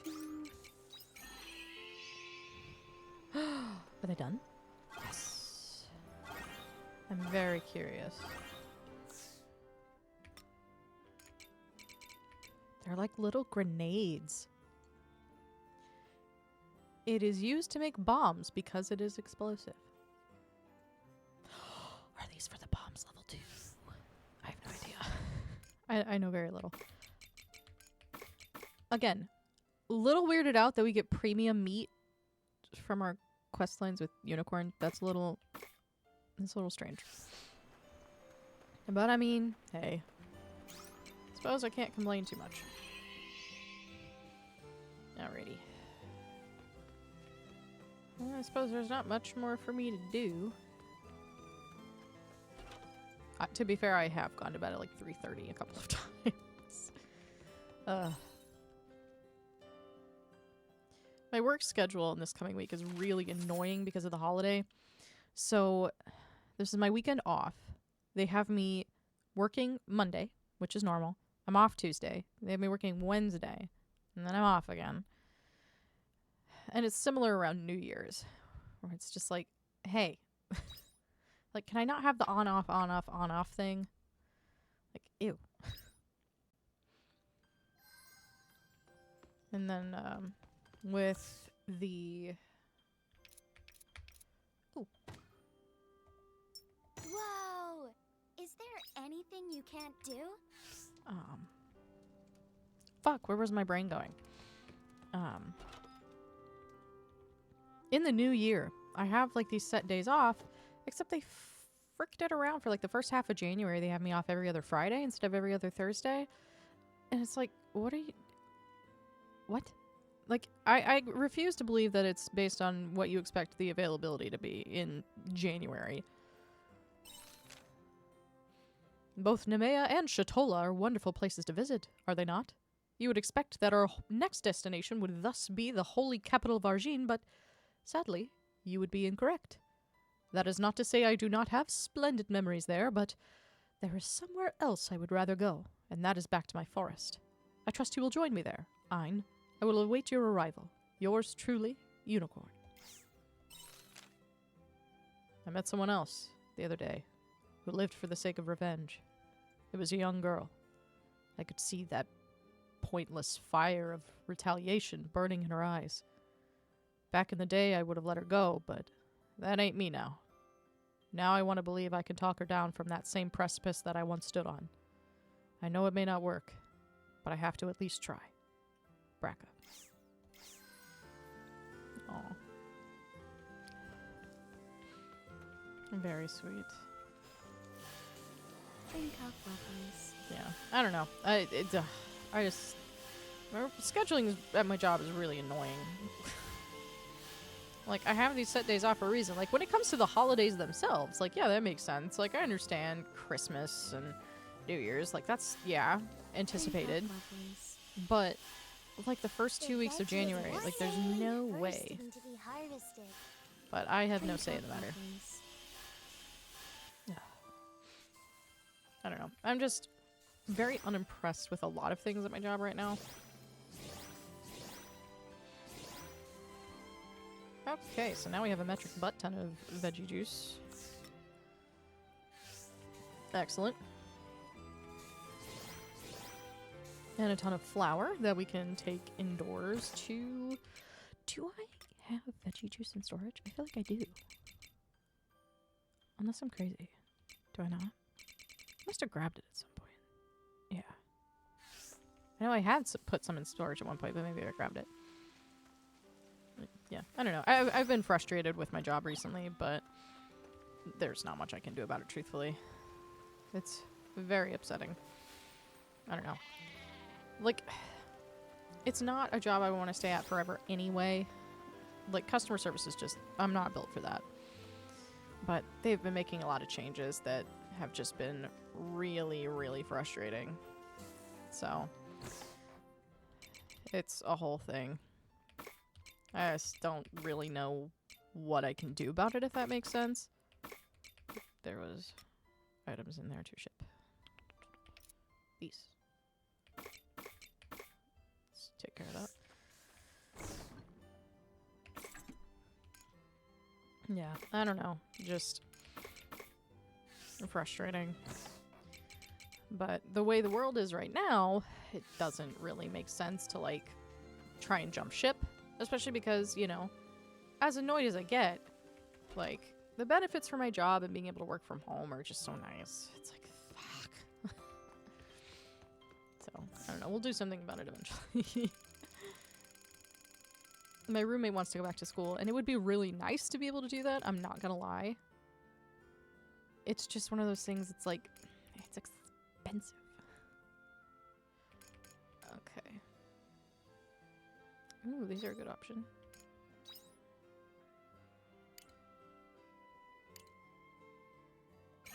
We'll do 3.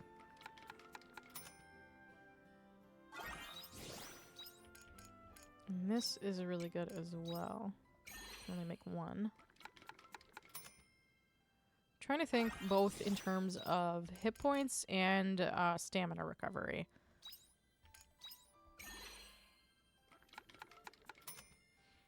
Because, like, if I need a ton of stamina, yes. But also, or a ton of hit points, then yes. But I also want to be aware of stamina recovery.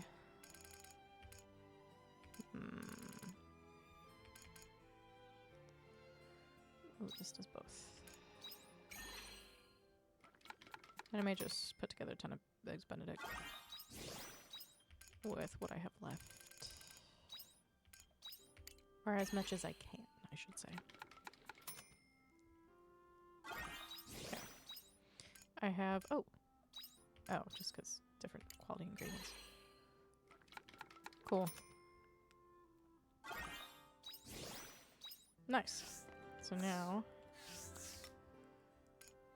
Nice. Yeah, because that's plus 100% stamina. This has a good amount of hit point recovery and stamina. Same here and same here. So, I think that's a good enough variety without cluttering up our inventory too much. The inventory expansion's 10,000, but it would be so nice to have. Okay. I think we might be in a good enough place to head back to the space elevator. So let's go ahead and do that.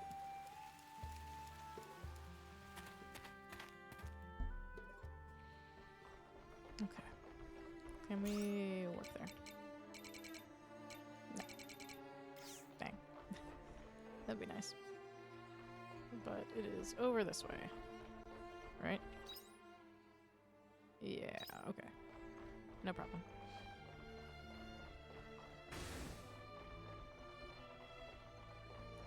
I am definitely curious what's behind this door, because we had that whole little bit last time where they were like, no, you can't see what's behind that door. Like, now I want to see. I gotta know now.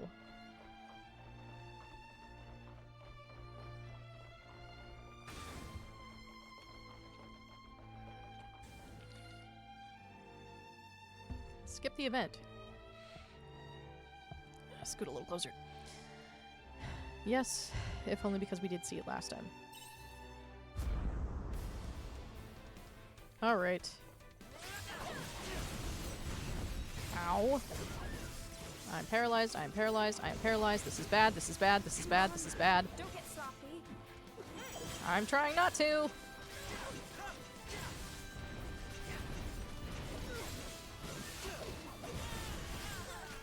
Jeez. Really?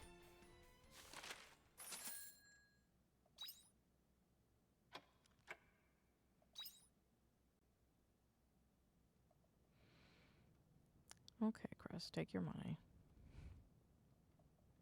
I really should have looked at upgrading our weapons first. Yeah.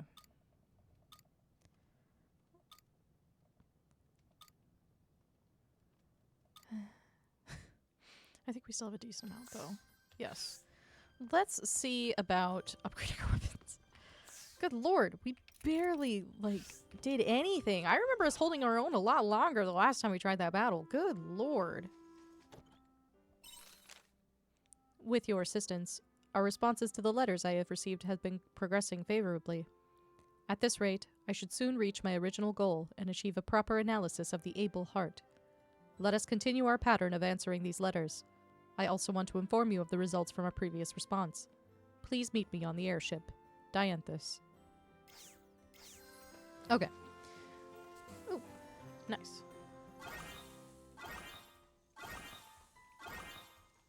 We got a few days until Quietus. We're gonna take care of this, get ourselves some more stuff going so we can make more food. Oh, that was painful. That sucked. And we'll improve weapons. Because, holy goodness. Oh, we must have missed watering that one. Oopsies.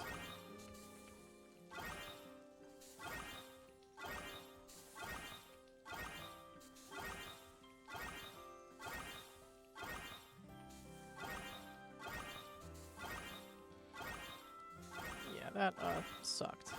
Like, we barely did anything. To be fair, getting frozen right away was not great. But, like, good lord.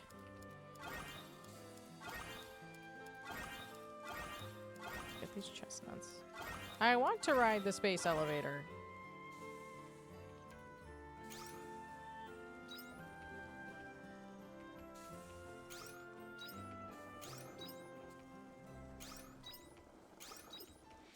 It's okay.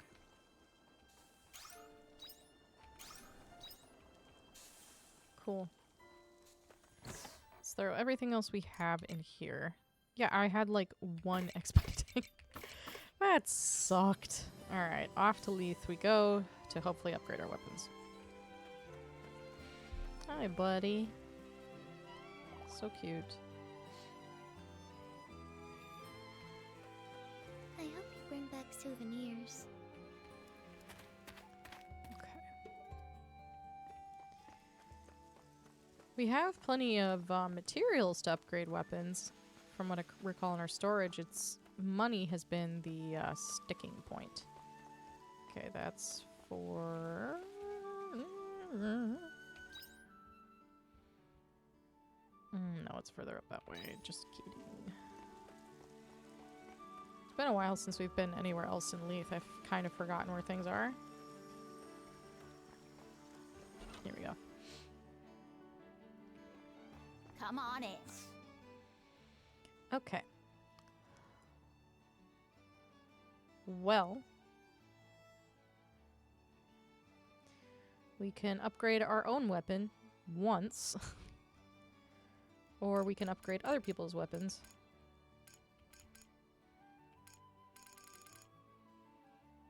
I'm sorry, everyone. Oh, we can still... And we are 10 short. Cheers. Ah, that's fine. The important thing is that our weapon is upgraded slightly. We're not rushing back right away, though.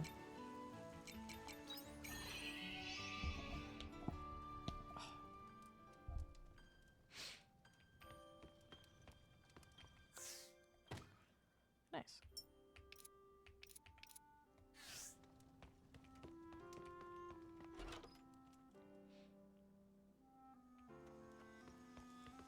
Yeah, that just sucked. Okay.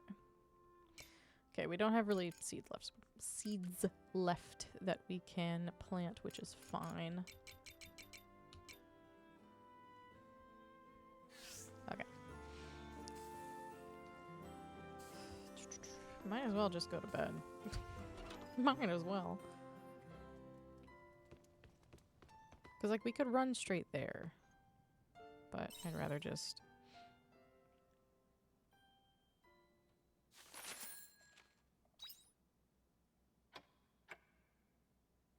4 days. That's okay.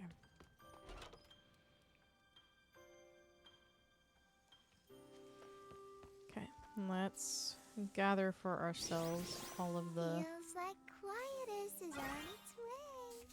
You sound way too cheerful about that. Let's gather up what we can here.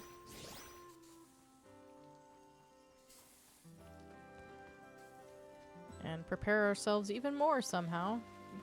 Somehow. Hopefully.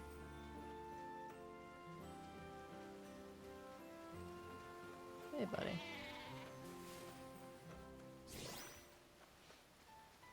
'cause that just sucked. There's so many of them, I think is part of the problem. We have so much juice. Which is good. So much.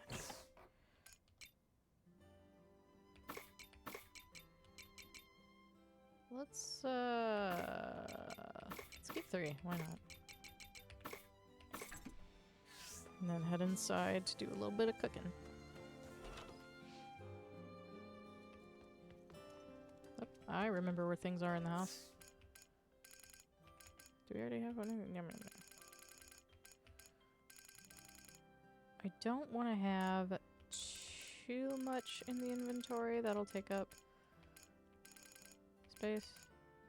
So we have 1500, 1500, 1900, 1900, 1900. Okay, in that case...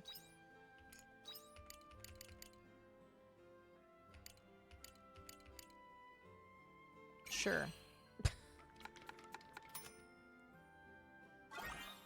Let's do an entire stack of them. Why not?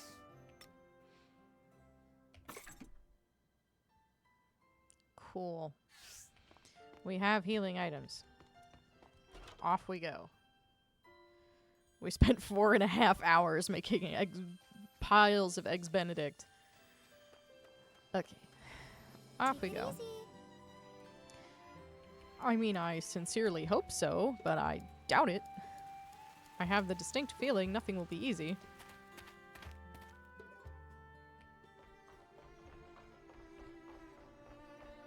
I hope there's a monolith that we unlock after we do this little boss battle.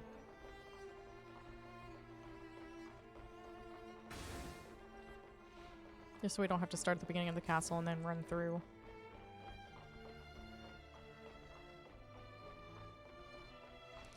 You know what would be smart, actually? And what I haven't done in a while. And now we have to run all the way back because there's not a monolith. Let's just save. And if we need to, save scum a little bit. I know some folks have like thoughts and feelings on that, but...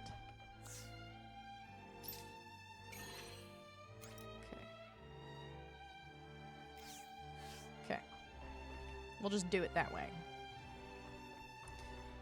Come hell or high water, we're getting through this fight. We are prepared. As prepared as I care to be at this moment.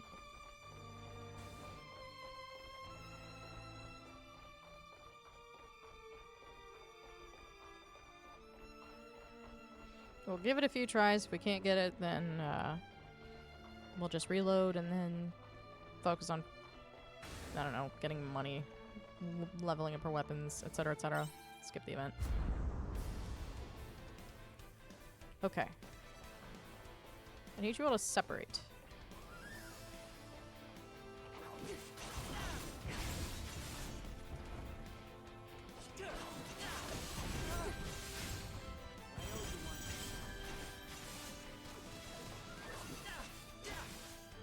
They hit hard is the thing.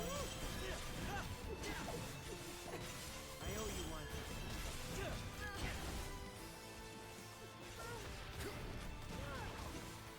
Ow. Just die. Ow. Just die.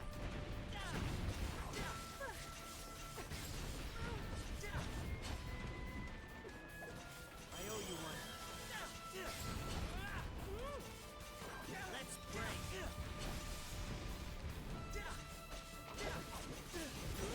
Ow. It's that flurry. That sucks. Let me make sure I have healing items. Ow. That's why.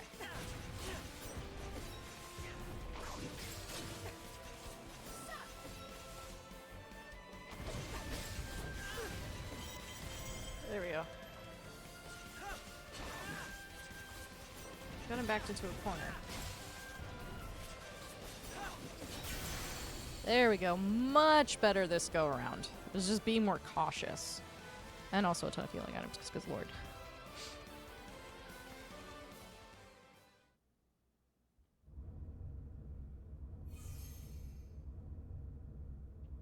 Callistephus, your stale, outdated principles from the human conservation cloud are not going to get us anywhere. We are entering. You're going ahead despite the consequences, if that's what you want.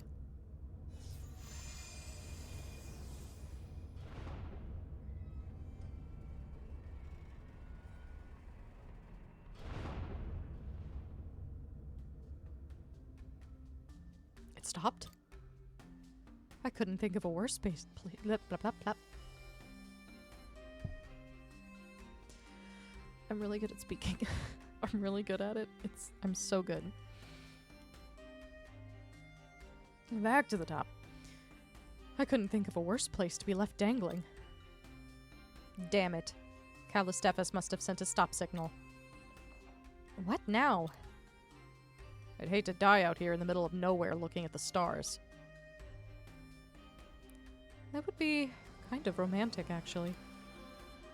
The good news is there's a relay station nearby called the Purgatorium. We have no choice but to climb up there by foot. By foot? Judging by Arya's reaction, that doesn't sound like a great idea. It's a horrible idea! Think of how many miles we still have left to go! No, we just have to get through the Purgatorium, then there's a maintenance block. If we activate the console there, we might be able to restart the space elevator. If so, it's actually a realistic distance. How realistic are we talking? It's a secret. You humans can go farther when you don't know how far you really have to go. You're so annoying when you say things like that. I'll take that as a compliment. Well then, let us proceed.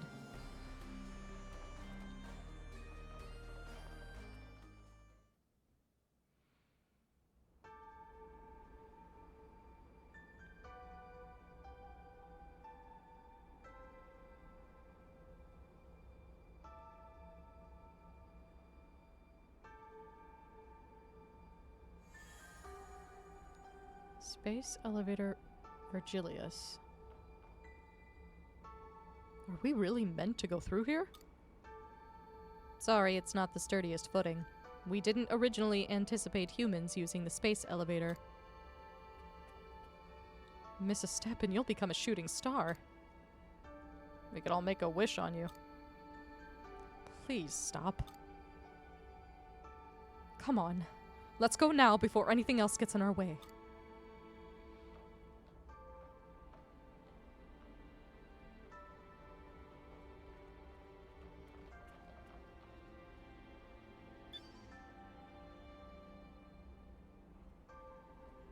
That should do it.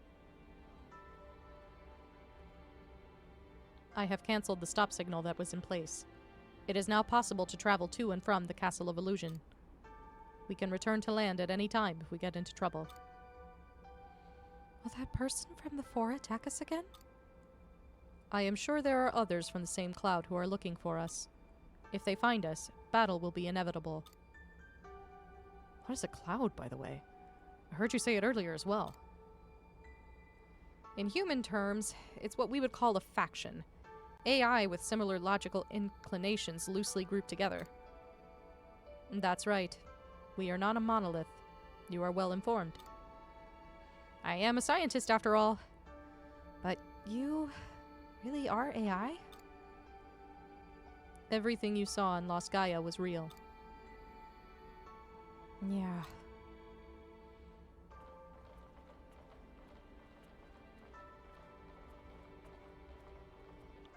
Lost Gaia.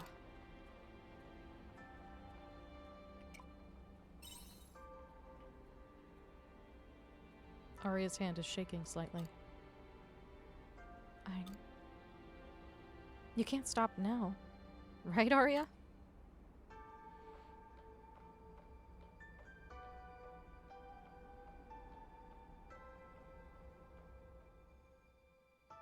That was a very sweet option to have, just to give her, like, that physical reassurance. What is that? You received the valuable The Testament of Paradise. Ooh.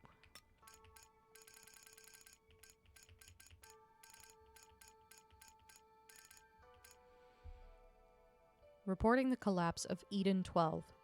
Cause: studying species conservation through repeated cloning. Details: resident egos collapsed, unable to guarantee their sense of self. Watchers should monitor progress to ensure a repeat event does not occur. And nothing over that way. Interesting. I don't see any monsters just yet. I suppose we press onward.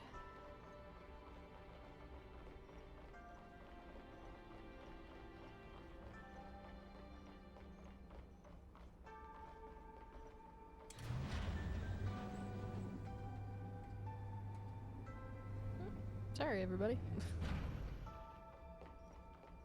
Oh, here we go. Here are the enemies. I owe you one.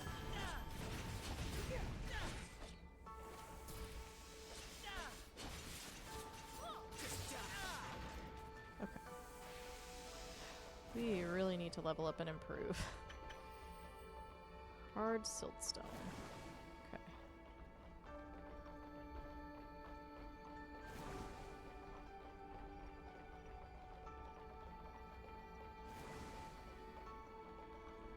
Let's check out the map. Where do we need to be going? Okay, I see. So we'll go here. There's treasure this way.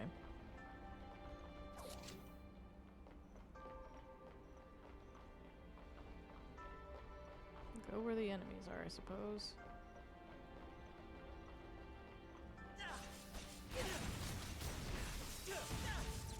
Ah.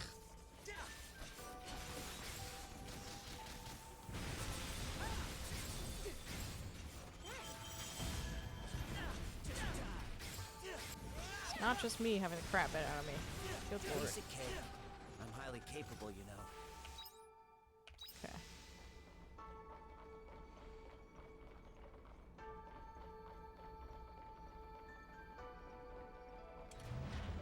I keep leaving them on the ground.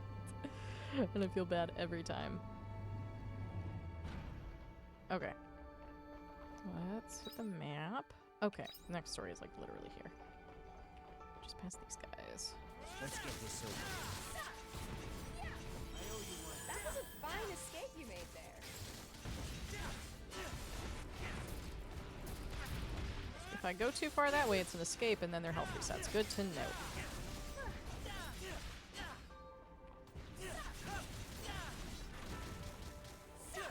May lost souls find repose.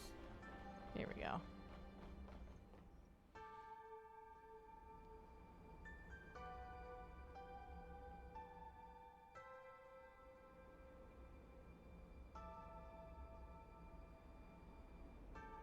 Is this the maintenance block? No, this is the...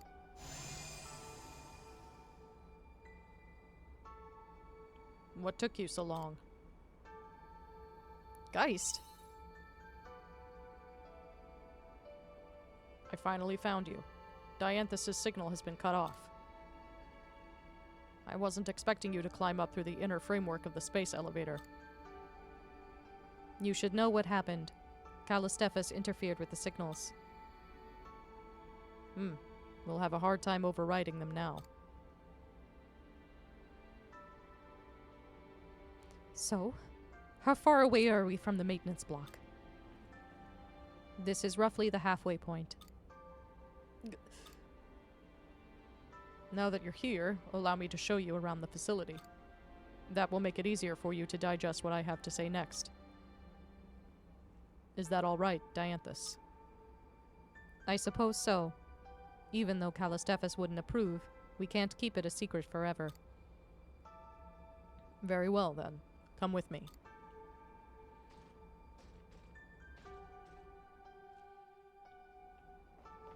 Alright.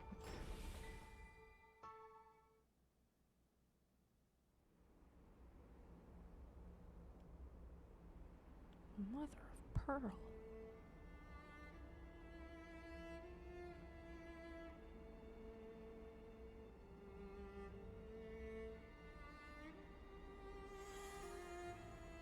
Seaslight Factory. Isn't this the Seaslight? What is it doing here? This is its precursor. Proto-Seaslight, you could call it.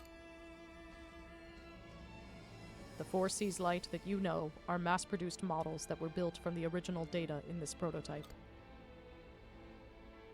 You mean to say the Seaslight are... You've probably figured it out. The Seaslight are machines that we built. That's ridiculous. If you're gonna lie to us, at least make it a bit more convincing.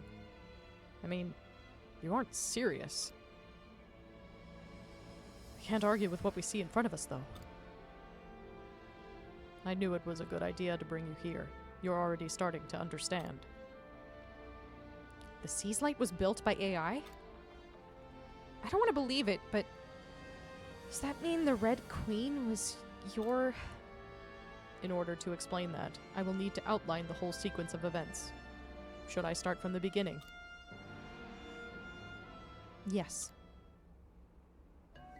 Very well.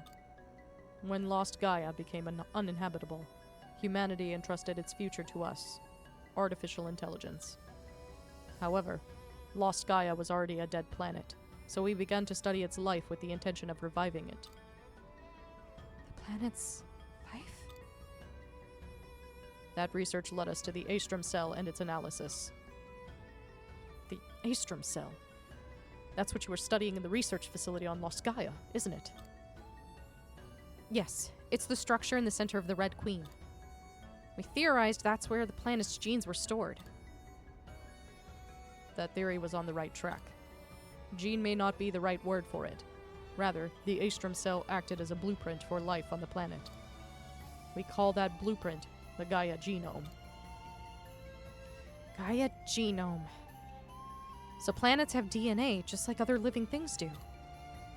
Yes. Upon analyzing the Gaia genome, we formulated a plan. That plan was called the Re-Gaia program. We intended to create a clone of Lost Gaia by duplicating the Gaia genome on another planet. What's a clone? It means a copy. With our technology, we could use an organism's genes to create an identical copy of it. The Omens wanted to do the same thing, but with a whole planet. That's right. The Seaslight was originally a device to turn the planet Re-Gaia into a clone of the Earth. It was a machine built to implant the Earth's seed into another planet. That seed, the Gaia genome, would then grow into an exact copy of the Earth. So that's why the Seaslight looks so much like the Red Queen. Replicating a whole planet? Is that even possible? Well, Arya might be able to answer that. The whole reason I thought I'd time traveled was because my surroundings resembled Earth so closely. I mean, it did have its peculiarities, like monolight and magic, but everything else, like the climate conditions and the environment, was the same. So, I suspected it might have been a time disaster. But why would you go to all that trouble?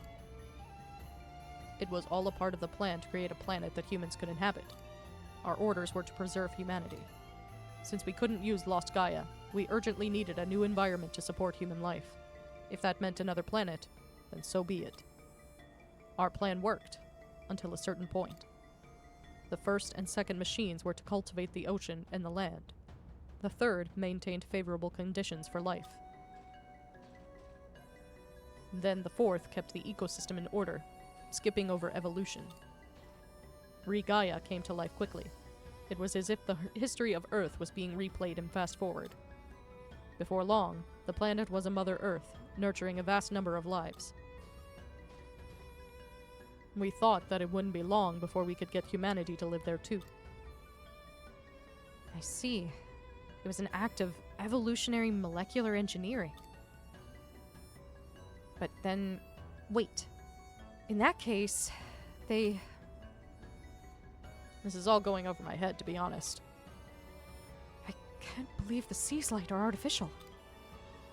But if he says so, I guess that's the history of our planet. If not for that Re-Gaia program, we wouldn't be alive. That's true, but the Re-Gaia program is still in progress. It is? But humans are living on Re-Gaia. It's already habitable, isn't it? You're right. The planet is habitable now, but there's one big problem with it. Quietus. Exactly. Quietus was not part of the plan. But it has been one major setback to the Re-Gaia program. At this rate, history will only repeat itself, and the planet will come to the same end as Lost Gaia did. So it wasn't the Omens who were causing Quietus. Of course not. Why would we want to destroy something we created with our own hands? What did you mean by Quietus bringing Lost Gaia to an end, though? You know the light particles that float through the air during Quietus? That's Gaia dust. It's the same stuff that covered the planet when Lost Gaia died. If we do nothing to intervene, then Re-Gaia will also turn into a dead star. It will be reduced to a barren wasteland like you saw on Lost Gaia. No. Isn't there anything we can do? There is something. That is why I am bringing you all to the Cradle. What? You found a way to fix Quietus? This is the first I'm hearing of it. I have made a breakthrough. It is the only way. Now then, that's enough talk. You're still climbing up to the Cradle, aren't you? There's a long way to go. Okay. Ooh, treasure.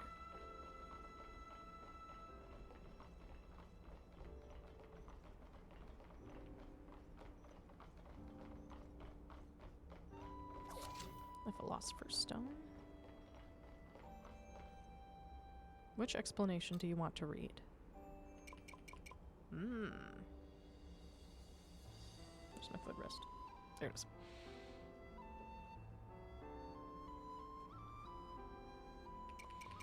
Alright, start from the top, I guess. Seas Light number 1. This model improves upon the low establishment rate of previous models. Loading capacity was increased by 23% compared to previous models by reducing its impact resistance during descent. Will descend south of the planned Pangea formation. After creating the ocean, it will remain on the seafloor. Operating time is short, but tuning is required at regular intervals. Use life seeds equipped for tuning.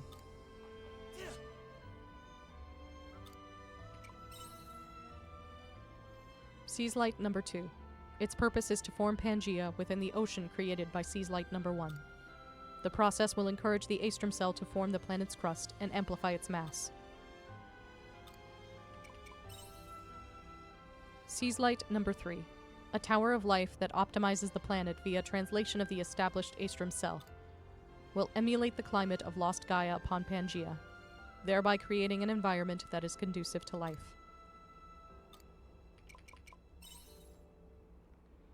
Seas Light number 4 serves as a backup for the other Seas Light, also responsible for running evolutionary protocols. Will descend in mountainous terrain. Its payload capacity has been improved by 37% more than that of model number 1.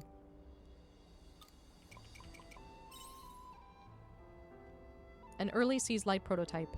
Construction has been suspended. The plan will now involve implementation of the Aestrum cell in stages by partitioning the system's functions.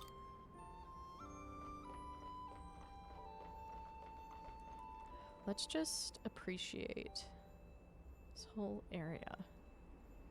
It's just massive. I mean, this game is just beautiful. I have to say. Crunchy. Okay. It looks like we are going up this way. Oh man, this is crazy. Alright, y'all get on the elevator. I'm gonna feel bad. Get up here. Or don't. I tried. So silly. Okay. Let's check the map. Wild.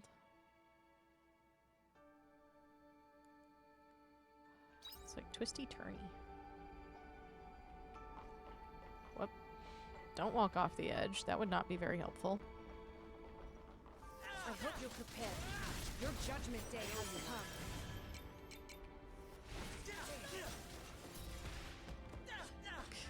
Walked right into it. Alright.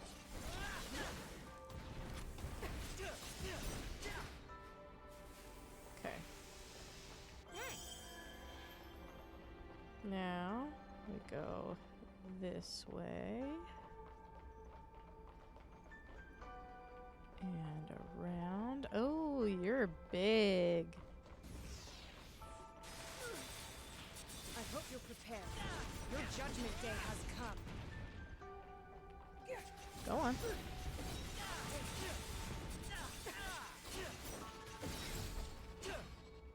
Cool. Okay. We need to go to this direction, right? Yeah.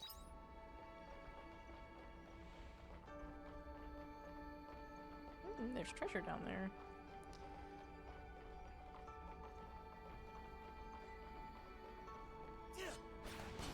Ugh. My aim is ass.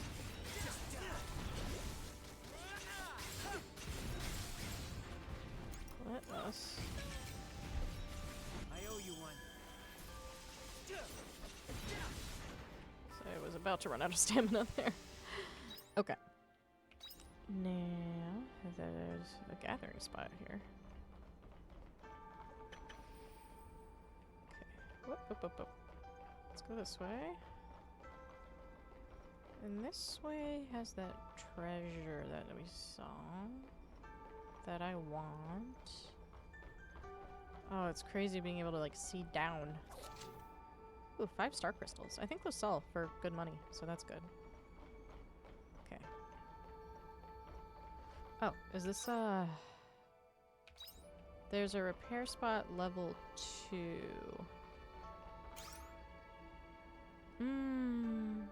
We don't have a level 2 repair kit, though. That's no bueno. Oh, well, that's just an elevator. It's not the way we need to progress, I don't think. I think we go this way. At least I hope it's not the way we progress, because I don't even think I have the recipe for that yet. Here we go.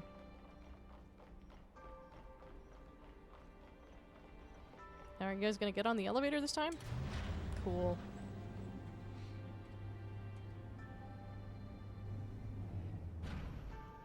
What's the map look like? Okay.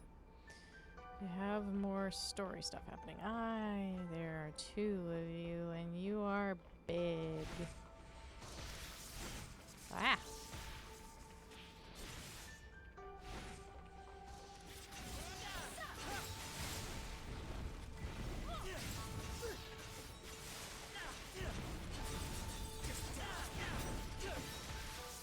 Ow. I have been frozen. And I've been frozen again. Piece of cake. I'm highly capable, you know. Yes, Bracketeer, we know. There is a monolith here. The Orbital Cradle exit modus monolith. Excellent. So story progression is that way. Is there anything the other way that we want? To the space elevator. We want to go this way. Because that's where... Ooh, nope. We could get it, but I don't want to.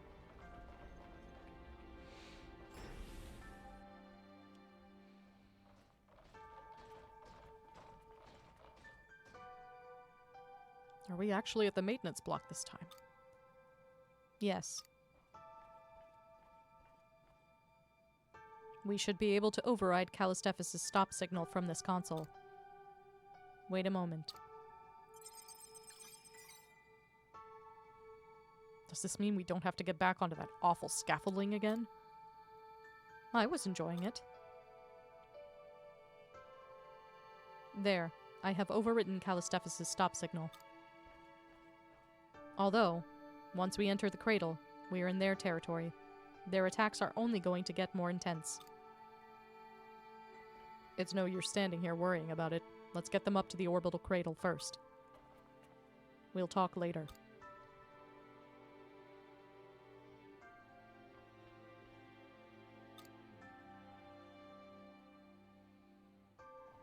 Okay. Ooh, the lighting in here is so pretty.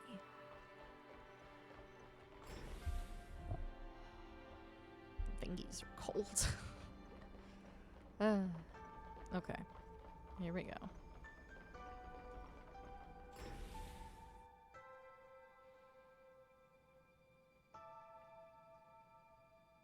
This is the Space Elevator Virgilius control system. Please choose your destination.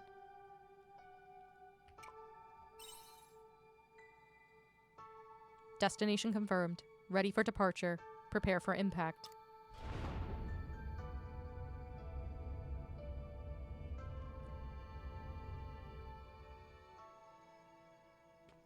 Where are we currently? The entrance to the orbital cradle. Wild. Should... Nah, we have our return bells. We'll be fine.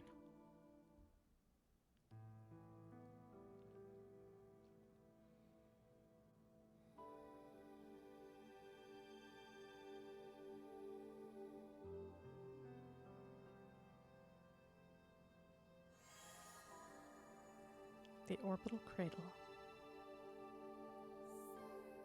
This is the orbital cradle. Arya!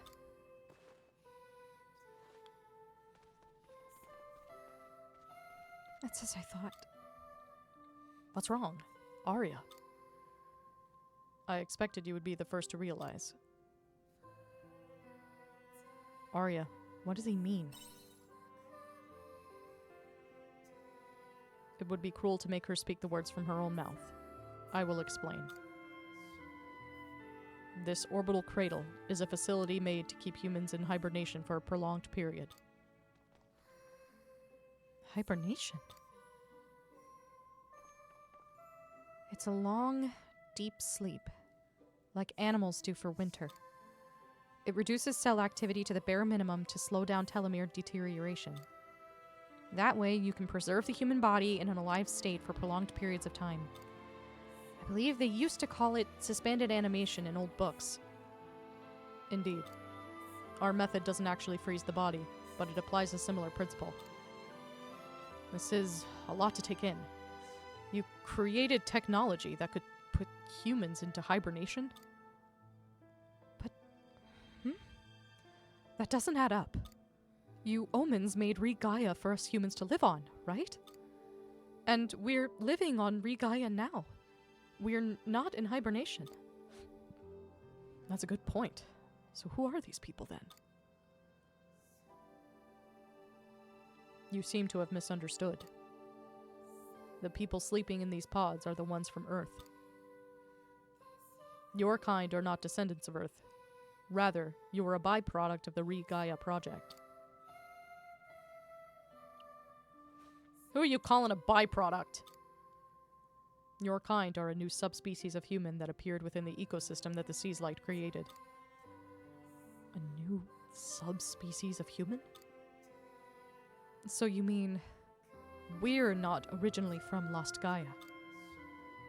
Exactly.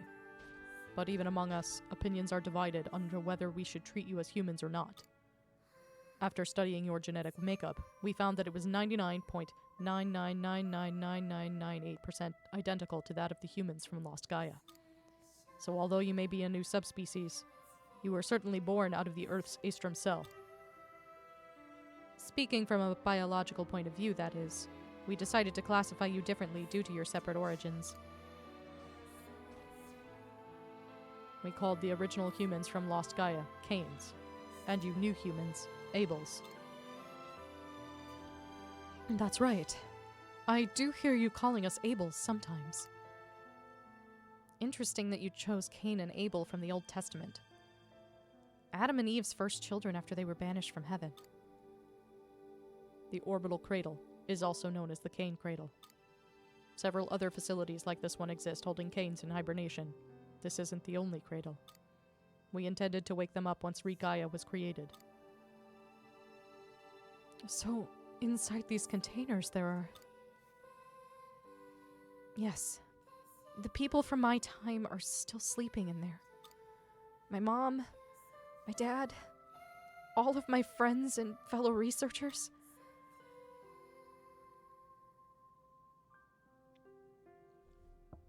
Arya's from Lost Gaia, so that means... It seems to have clicked. Arya is a human with different origins from yours. She is a Cain.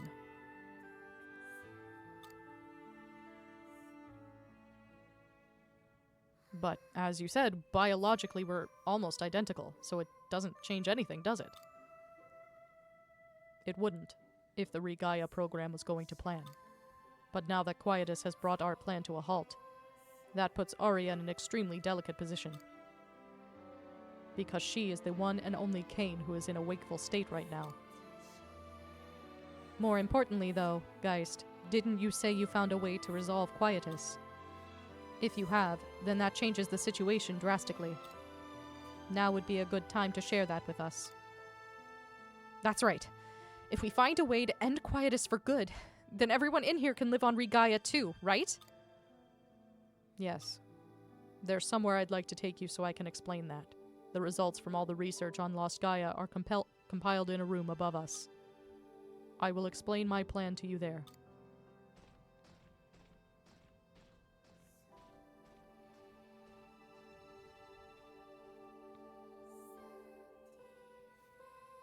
Hey, yo. This is just getting crazier and crazier. And my throat is suffering from trying to do Geist's voice. Good lord. Ugh. Heavens This place has a steps. solemn mood. It's not too different from the temple, actually. Thanks for your input, Shrika. Oh boy. There's a teleporter over that way.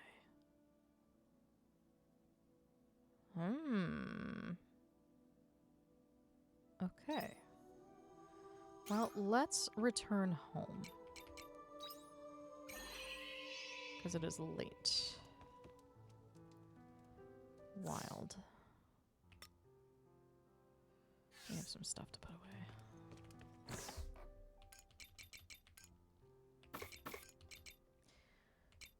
Those we can sell for money. Now let's go over here. Cool. I didn't mean to do that.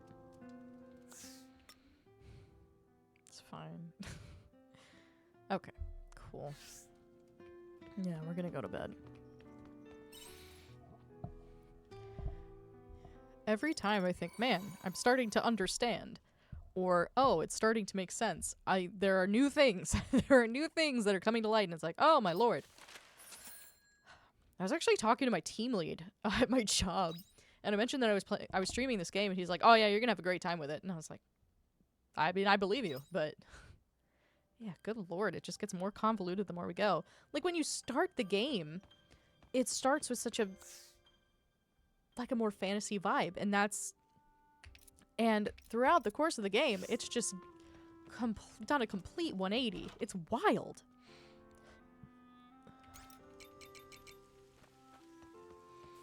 And it's so interesting. Ooh. This bears fruit in all seasons, which is pretty sick. I don't know, man. It's just wild. Like, the longer this goes on, I'm like, how many more twists and turns can this have?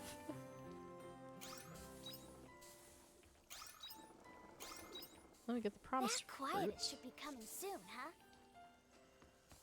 It's just wild.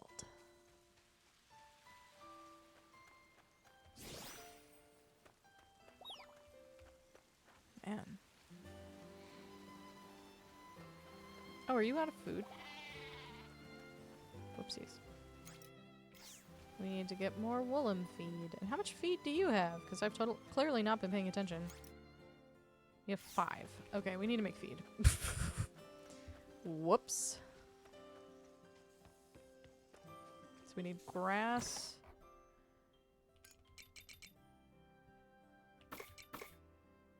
And we need wheat.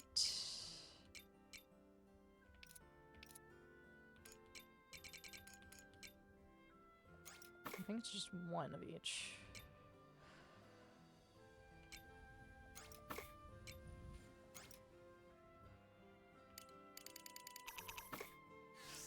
Is it just 9 to go Got in some crops begging to one of be these? harvested. No, it's 10.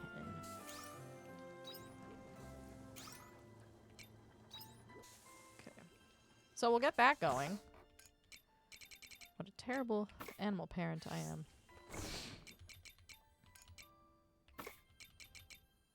Okay, how much money do we have? Not much, but we can...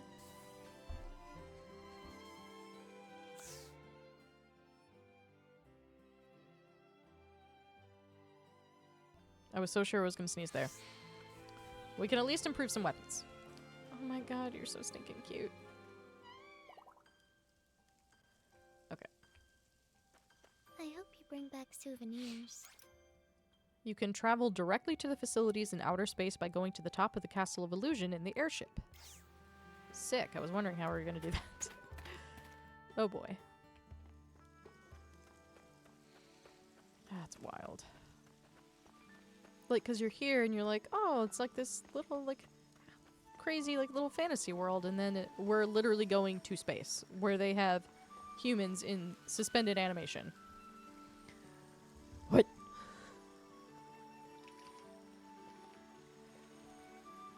Alright.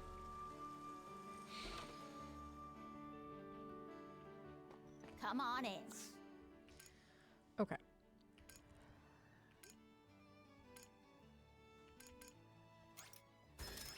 There we go. Okay.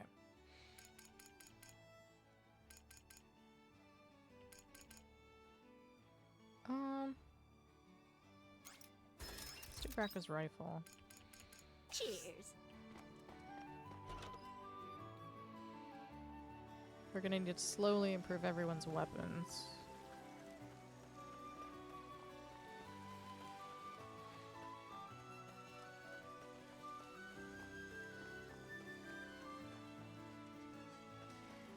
And it's just nuts.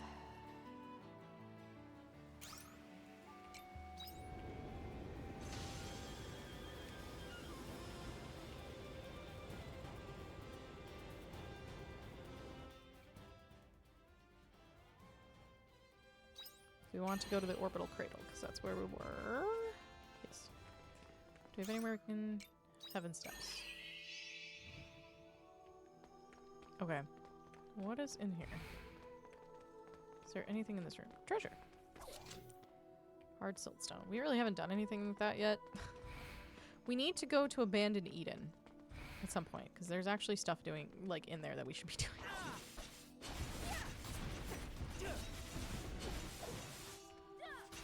fights would be so much easier if our weapons were upgraded. Okay. Okay. There's a teleporter around the corner. And a gathering spot. Okay.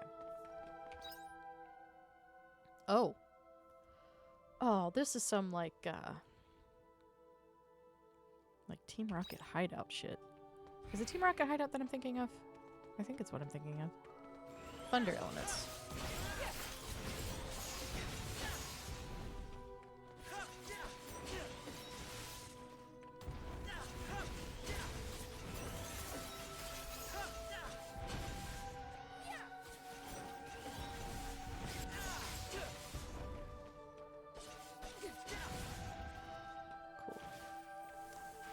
Okay.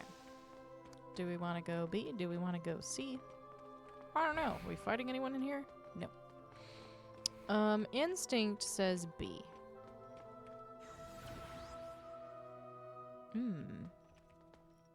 What if no?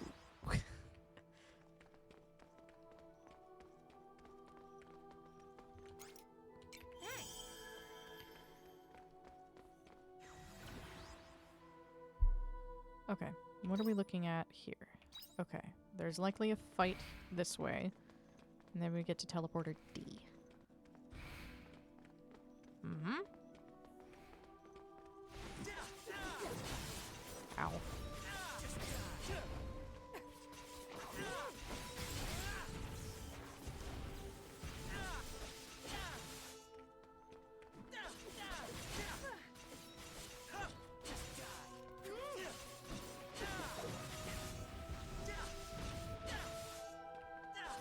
Piece of cake. Okay, I'm highly capable, you know. let's eat some of this so we have something in our stomach. Cool. Because that does help with regen. Okay. There's a spot here. You emerge into a wide open area. There don't seem to be any omens nearby. This looks like a good place to rest for a while. We'll not take a break because we just healed up. So there's no point. Okay. Ooh! This has... Oh! I was excited for the button. I'm pressing the button. Cool. I think I'm pressing the button.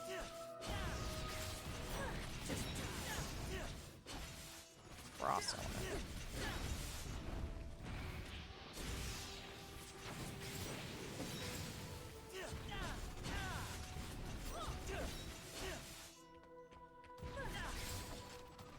Nice. There's something off this way. Nope. Just, No, I don't think so. Oh, there's a lot of teleporters. I saw an H. Okay. Interesting.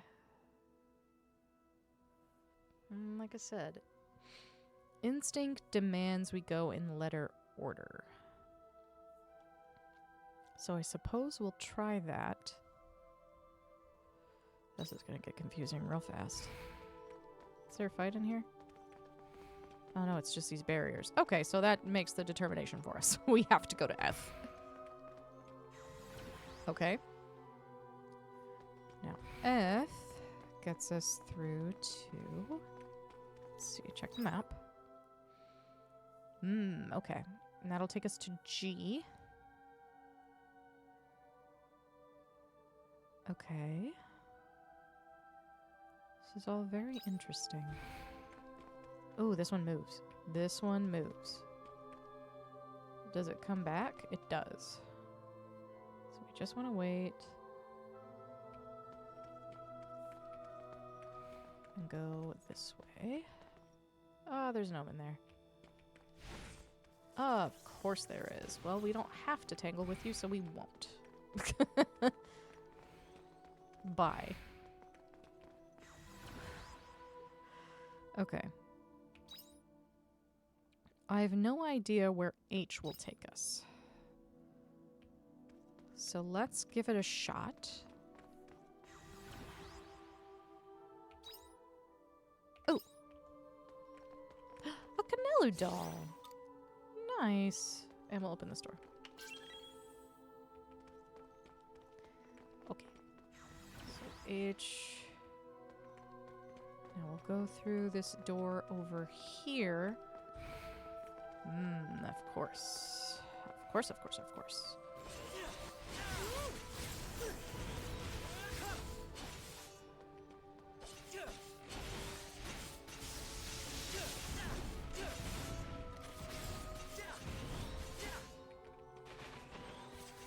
May lost souls find repose. Okay. Cool, we are making decent headway. I'm chill with this. Okay. This is all very interesting. I'm just grateful that we've made this much progress. Okay. Another puzzle.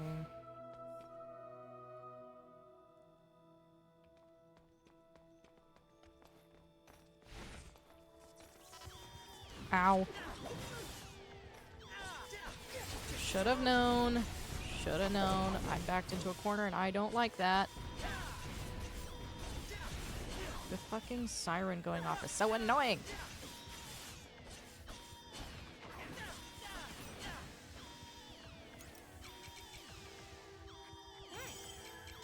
Much better. Or neat. Here is a thing. There's a switch on the wall with lots of small holes around it. You don't know what the switch is for. Try pressing it. Sure. You press the switch and music begins to play. You realize the small holes are there for the music to come out from. The slow melody of the music wraps you up in a warm sense of nostalgia, like you've heard it somewhere before. There's a plate near the switch with a word written on it. It must be the name of the song, but the letters are faint and unreadable. After a short while, the music stops. While unintentional, listening to the music helped you relax. Your stamina replenished. Sick. Especially great because there's a fight here. I don't wanna deal with you.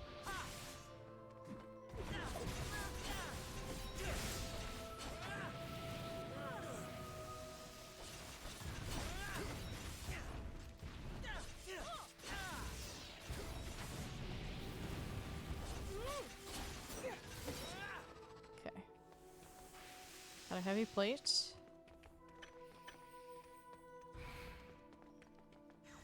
Onward.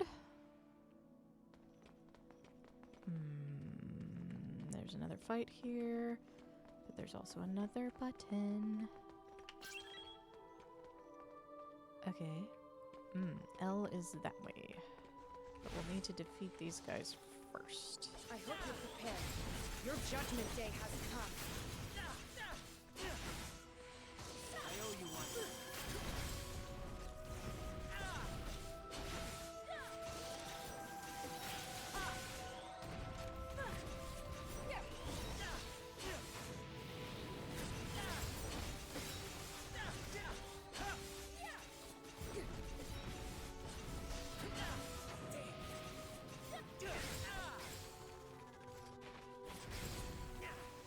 Nice.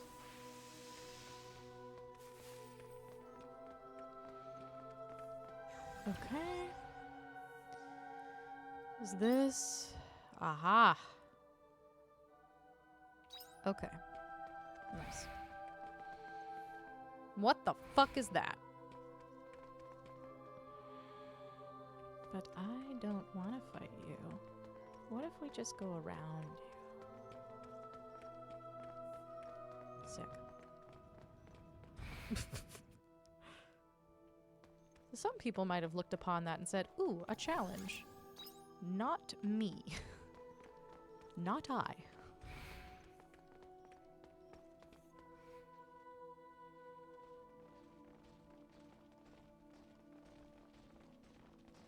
Server room. What is this room for? This is the library, an automated archive of human knowledge that was compiled by a news company in the Common Era.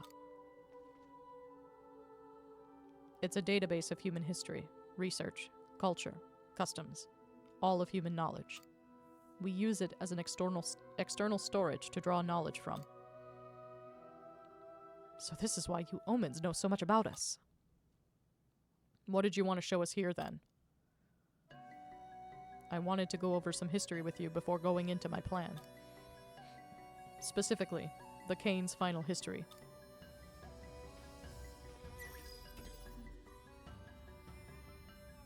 The Paradise Project? Yes, that was the last piece of research that the Kanes conducted. When they realized there was no way of stopping the Red Queen from emitting Gaia dust, they made a plan to live among it. It was called the Paradise Project.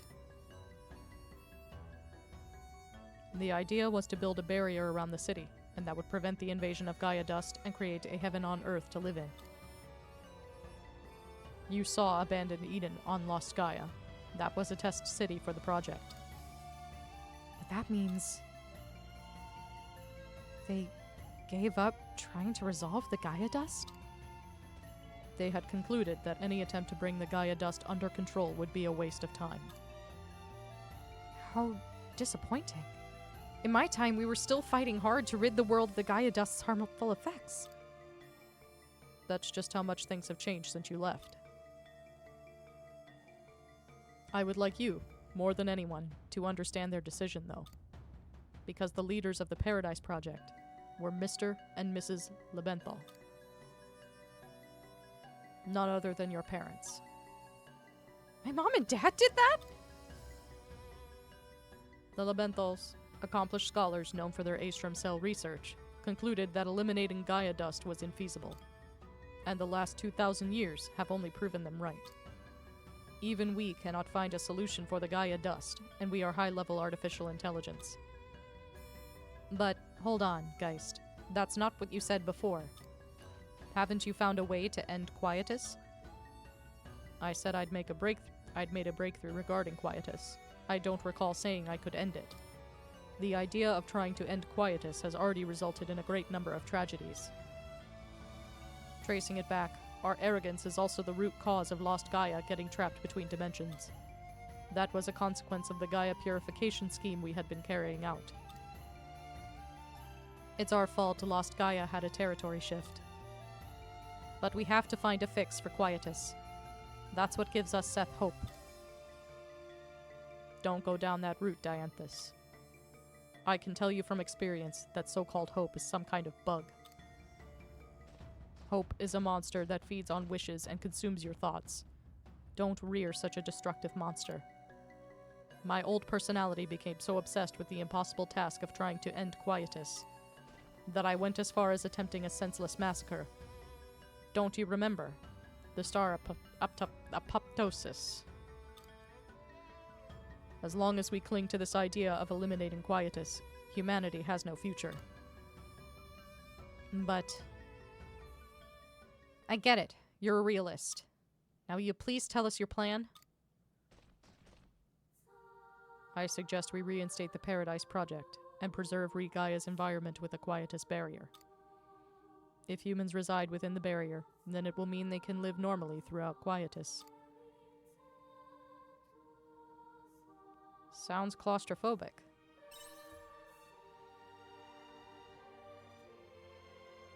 It does. By now you must be aware that we have manipulated information on several occasions with you Abels. The imaginary royalty in the Castle of Illusion, the magic of the monolith. And humans accept information without questioning it, because you have an imagination. You are designed to supplement the blanks in reality with your imagination. With this ability, it is easy for you to even fabricate fictional beings. That is how the concept of God came to rule over the whole world, by being replicated in humans' imaginations over and over again. If we use that creativity, then I say ensuring humanity's survival by keeping them within an enclosed space is perfectly plausible. For example, we could convince them that there are other humans living outside of paradise. Or, none of this is sitting right with me. You're practically saying to our faces that we're inferior to you. I'm sorry if I hurt your feelings. That was not my intention. It is within the nature of intelligent life to perceive situations only as far as they can see. Have you heard of the cosmic egg? The universe is a framework that is perceived subjectively. Before humans recognized the universe as a space, it was made up only of the sky, land, and sea. A chick can only understand what's inside the egg, but as long as it's comfortable in there, the chick won't complain. We could recreate that on Gaia, Heaven's shell.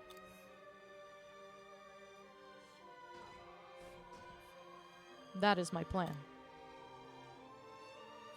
So those were your true intentions. I might normally brush off such a suggestion, but with time closing in on us now. That's right. The end of this Cradle's hibernation period is drawing near. What? Not even hibernation can keep cells alive forever. That is why we don't have much time to deliberate. I'd like to hand a decision over to you, Arya. What decision? I have run a simulation which confirmed that the Heaven's Shell idea could be realistically implemented. But here is the problem. In order to maintain Heaven's Shell, we would need to use all of the energy from the Sea's Light to power the Quietus Barrier. Oh, but you can't do that. Right. What would happen to the world outside of the Heaven's Shell? It would inevitably waste away after being cut off from the environmental regulation that the Sea's Light provided. But no, that's awful. That is the least of our worries. The problem is the area we can cover. Even using all 4 Sea's Light, at most, we'll be able to maintain a barrier with a 25 rim radius. How big is that? It's only large enough for a certain number of inhabitants. What about the people who can't enter? That is the problem. I will answer with the results of my simulation.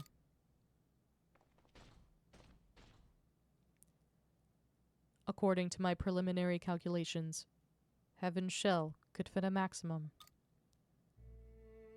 All of the Canes sleeping in the Cradle. Or all of the Abels who live on Gaia. One of the two. Oh no. This is an extremely difficult ethical decision.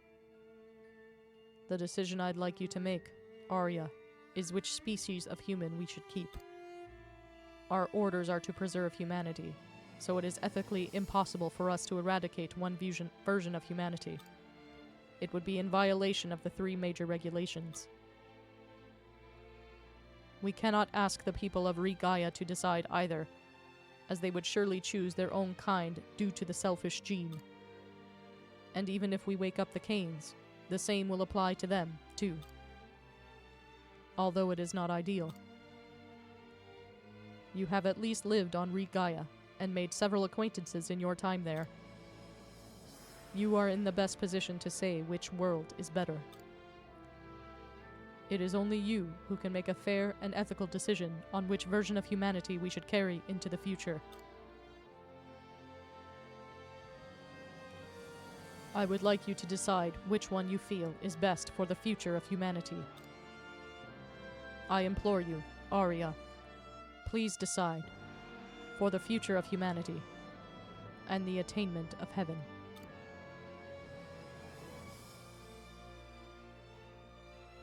We should find another way.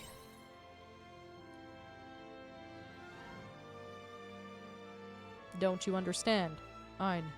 There is no other way. We Seth have been trying to solve this problem for 2,000 years. Do you really think you'll suddenly be able to find a solution now in the short time we have? This may be asking you to think beyond your intellect, but stop clinging on to the imaginary. Sorry, Geist is right about this one. They may not be perfect. They lack decision-making skills. But at the end of the day, they are still high-level AI. Their intelligence surpassed ours a long time ago. No matter how hard we try, we won't be able to suggest a better solution than them. The days when we could afford to indulge in dreams and fantasies are over. You are right. Dreams are nothing more than humans' overly optimistic assumptions. What's more, the Paradise Project was your parents' suggestion. If there is anyone who should take responsibility for continuing where they left off, it is you. I suppose you humans would call this kind of coincidence a twist of fate. Arya. How am I supposed to make that choice?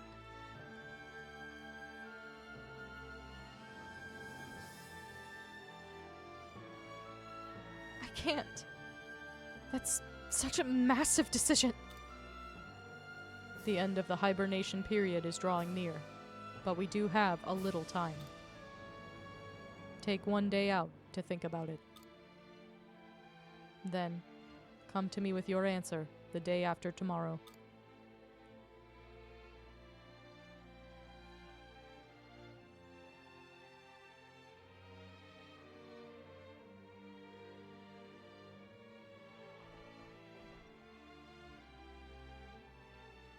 Jesus. All living creatures have to compete and fight for their right to survive. Just look at me. I only stand here today because of the many lives I sacrificed to get here. If Heaven's Shell were to be made a reality, I'm sure a war would ensue.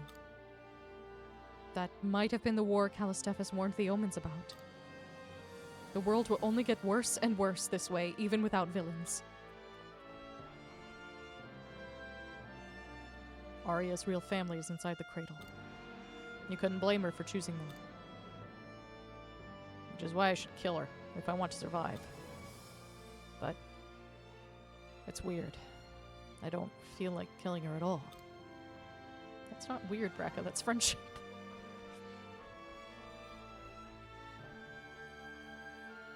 If there are two types of human in this world, and only one can enter heaven, then I'm at a loss as to how we're supposed to behave now. No one can answer that. Not even the Holy Mother. I mean, the Sea's Light were created by the Omens. Where are we meant to go from here? Is there a light out there? Somewhere? Heaven's Shell, was it? It was all a bit complicated for me. I couldn't really follow. But I understood that only one could survive. Either the Cains or the Abels. It's so overwhelming. Just when we defeated Geist and we thought the world would be peaceful again. Silly me for thinking we'd kill the bad guy and live happily ever after. That only happens in fairy tales. It's extraordinary. It's hard to think that the Sea's Light were Omen-made machines all along. And that Heaven's Shell concept. I must admit, their science is on a whole different level. If they say that Heaven's Shell is the only solution, then I think they're probably right.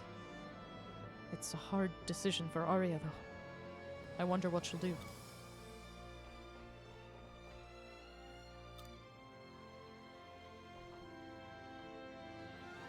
I hope Arya's alright. Because I know that pain very well. The pain of losing your family.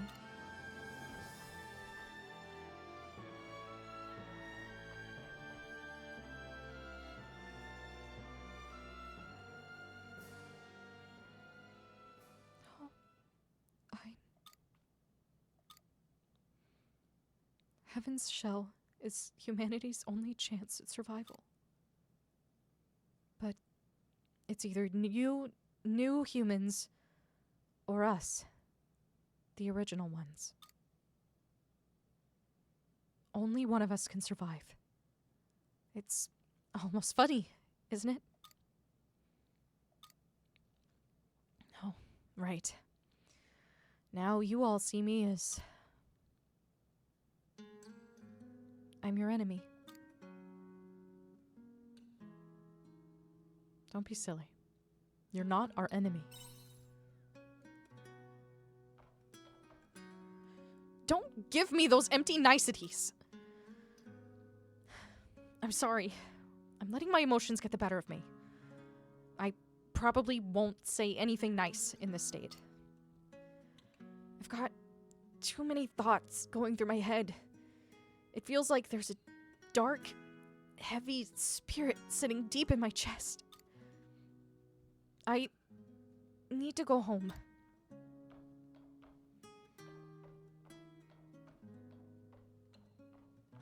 Arya left the party.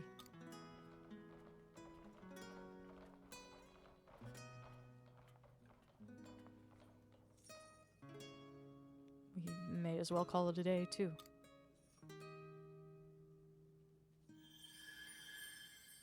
Chapter 7, Orbital Cradle, complete. How is Arya doing? It might be a good idea to check on her.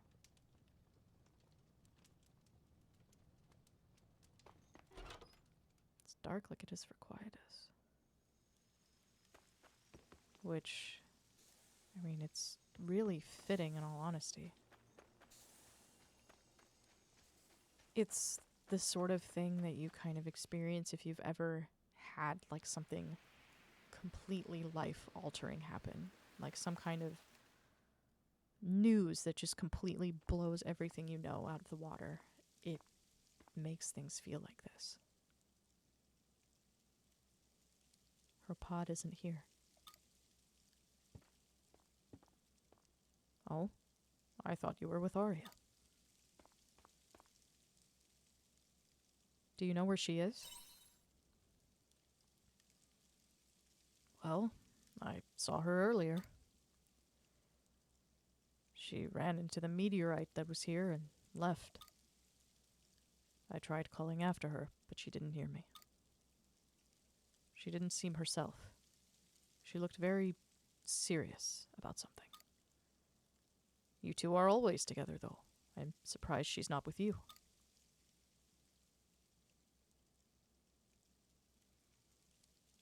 I shouldn't have left her on her own.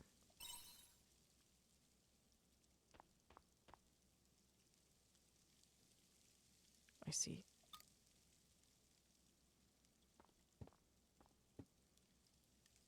I don't know what the exact situation is, but I can see that you are all fighting very hard for something. Whenever you feel lost and you don't know what to do, just remember that spirit you had in the beginning. Because you can't solve tomorrow's problems by only thinking about tomorrow. Think about how you lived in the past, how that led you to now, and where it will take you. There's no point in regretting your past, but know that everything you've experienced until now has a purpose. I think it may benefit both of you to look back over it again.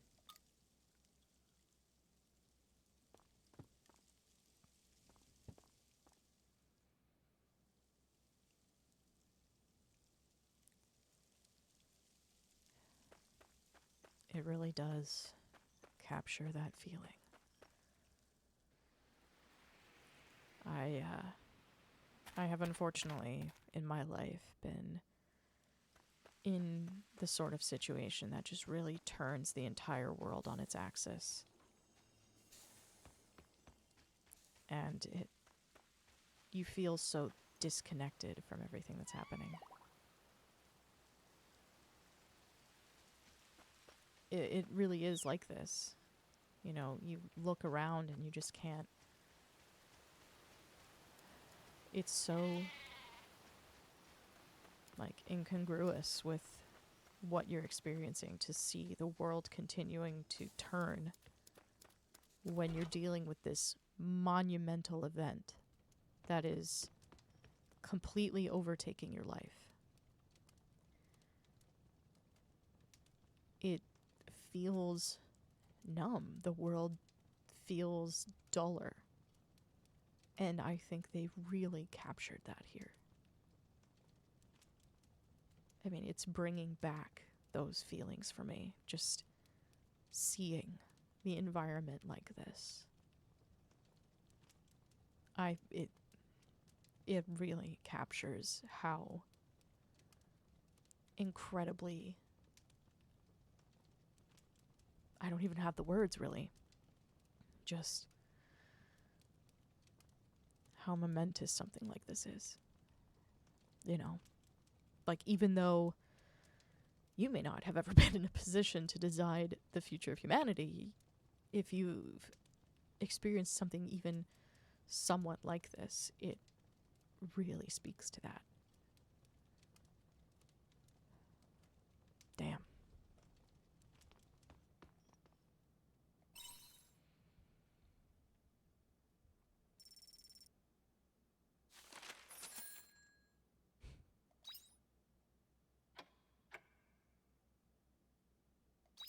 Two days until quietus.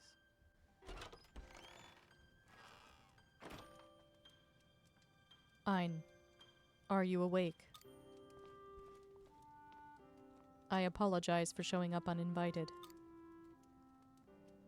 What's wrong? Nothing is necessarily wrong, but I know. Could you come to Higgin Canyon when you are ready? There is something I would like to tell you.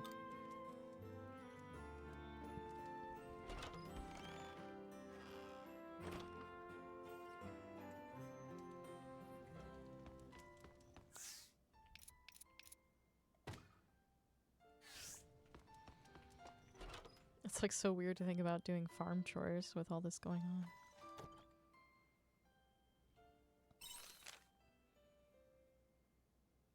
A message with no sender was sent to the castle. It was addressed to you, Ein. You are free to do with this message as you will. Its contents are as follows. A mysterious noise has been observed at Panthalassa Junction. Investigated right away.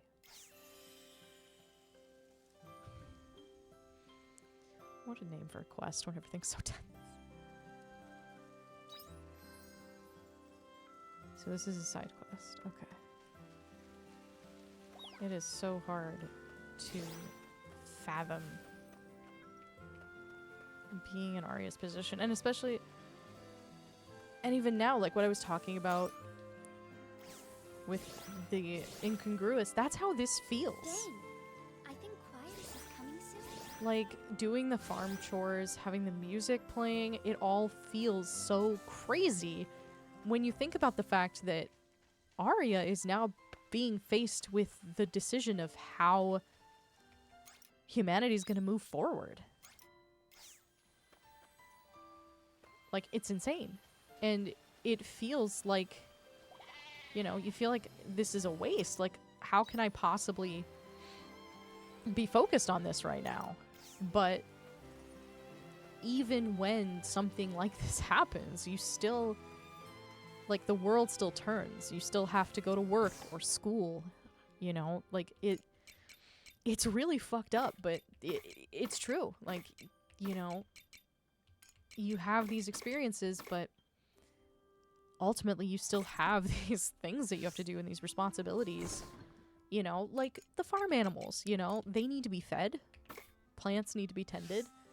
Yeah, the future of humanity hangs in the balance, but, like, even then, you know, you still have to do these things.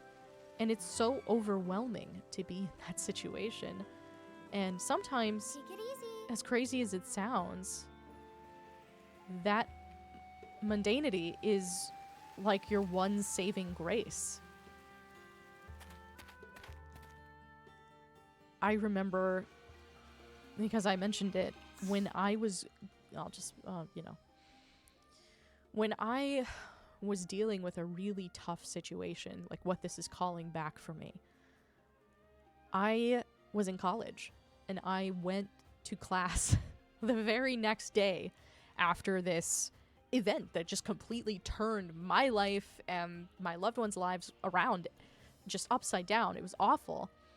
And I went to class the next day. I went to my 8 a.m. and I remember one of my classmates turning to me and he asked me, he's like, "Why are you here right now? Like, there's no way I could come to class after that." And I was just like, what else am I supposed to do? You know? Like, this is so, it really evokes that feeling for me, where we are right now in the story. And I think it's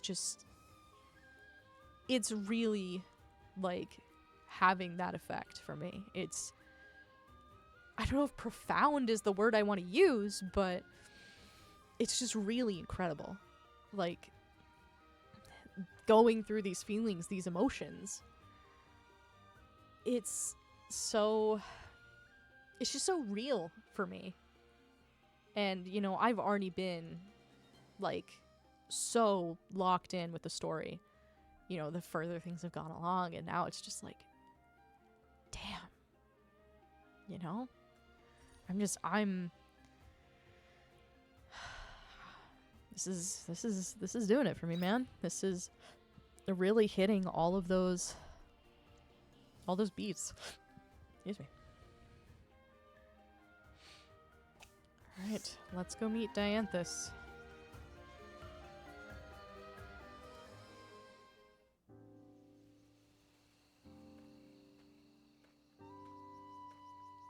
Ein. This place brings back memories. Yeah, it feels like it was just yesterday. This is where we met. It is time I told you what happened that day. I remember you were broken when we met. Yes, we had lost control of the reactor. If you had decided to leave me there, then I most likely would have had my personality replaced, just like Geist. I am only able to tell you this now because you saved me that day. How did you end up in that state?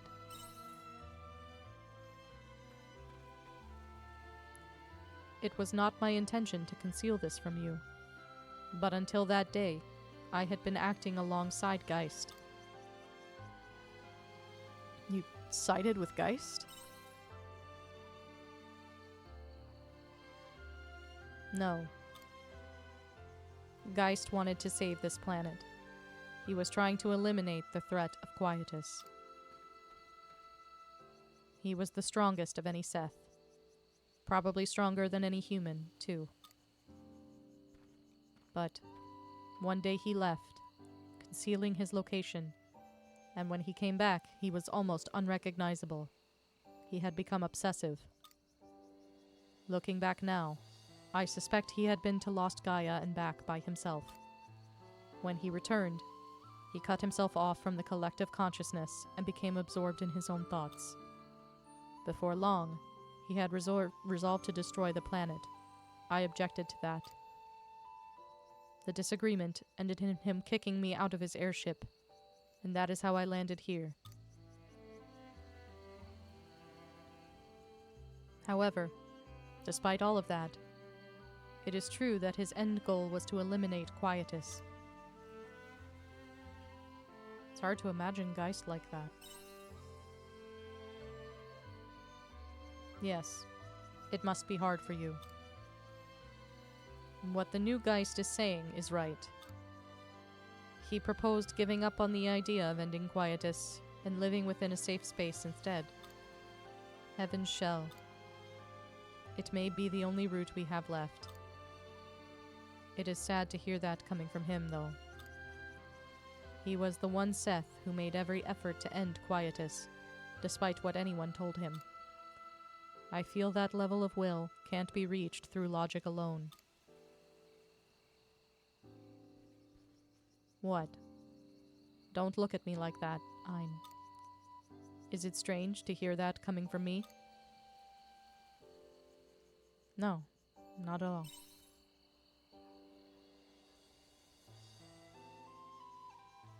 I don't know anymore. I am well aware by now that my behavior is abnormal. This is between you and me, but I think I might be malfunctioning the same way Geist did.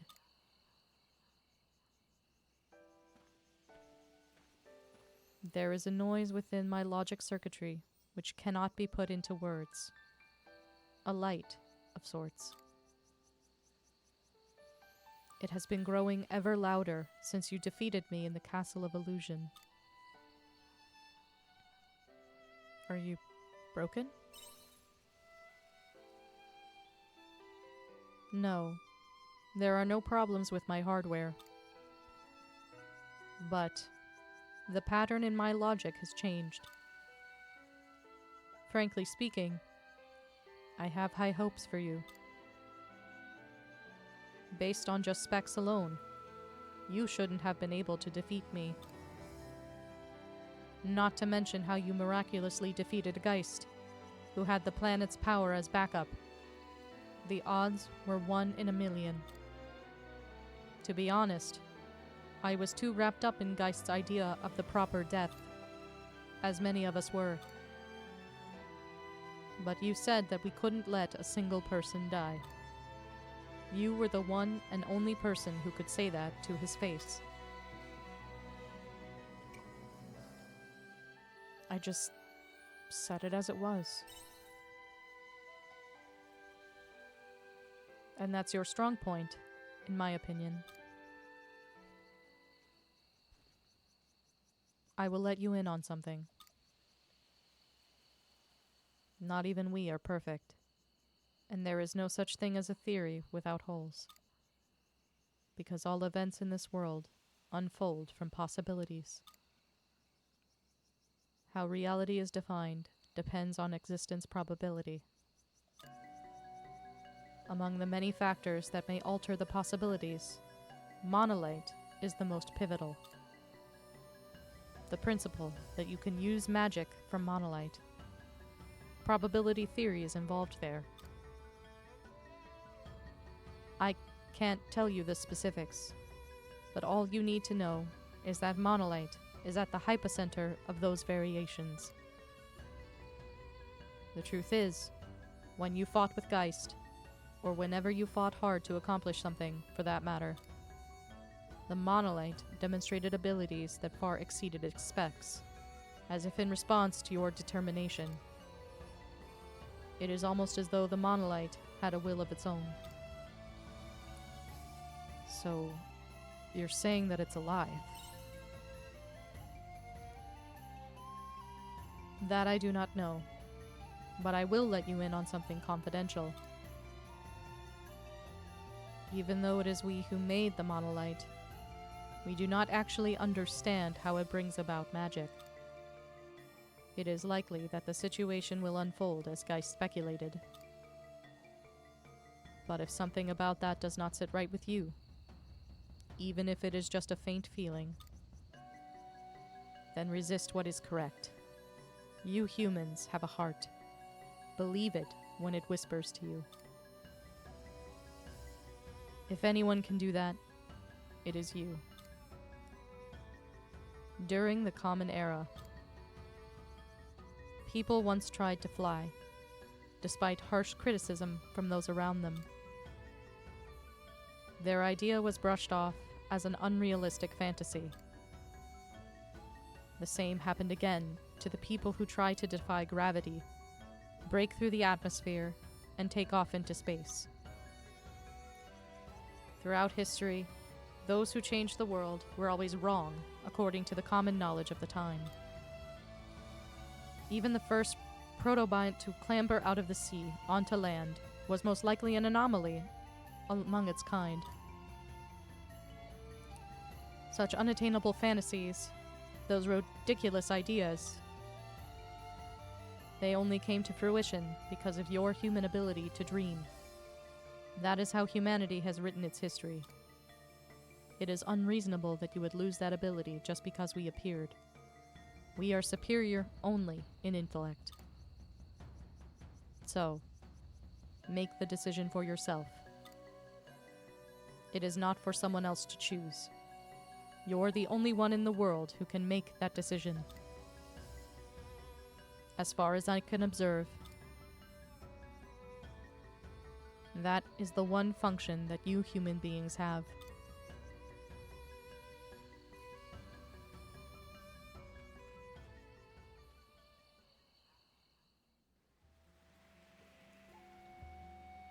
Well, shit. Welcome back. I'm like hunched over. I'm just so.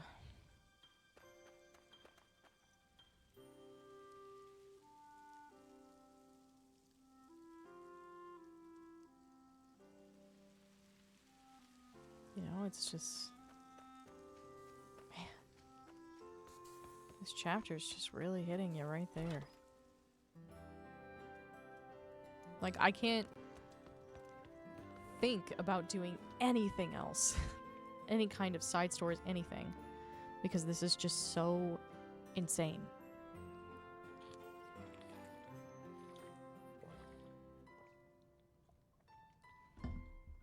Man.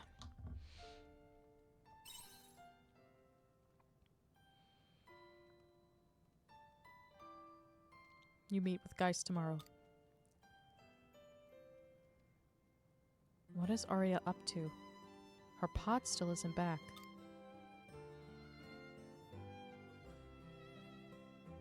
Try and talk things through with her properly tomorrow.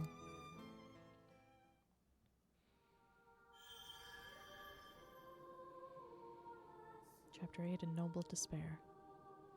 That should be the last of the documents for the Paradise Project. Thank you, Jabberwocky. Why do you want to know about it all of a sudden, though?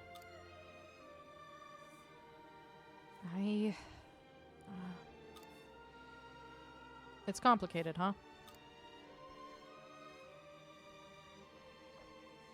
Oh, Arya. Wait a sec. There's one more here. Can I see it? Looks like a list of names for a critical experiment? That's...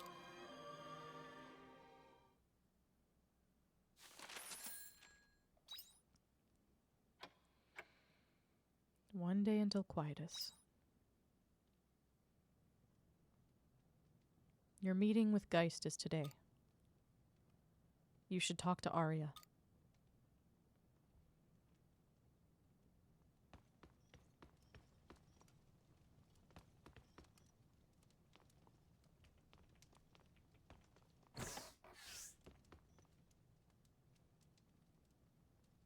That's Arya's handwriting.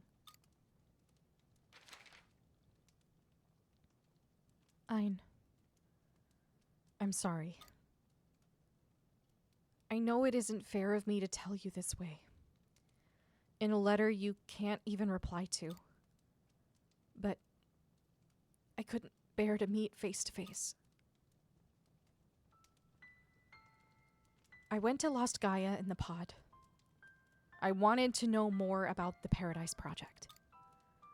What Geist said is true. My parents' project was humanity's last attempt to survive. So many researchers sacrificed their lives for the sake of it. My friends included. So that's why. I'm sorry, Ein. But I can't let their sacrifice go to waste. The writing is smudged from here. So I'm going to implement Heaven's Shell. I'm going to the Cradle by myself. Don't come after me. Please. I'm still grateful for the time you saved me, when we'd only just met. You've always fought hard for those around you. But just this once, I'll be the one to take responsibility for people. My people. From Earth. So don't try and stop me. Whatever you do, don't come after me. Because we're enemies now.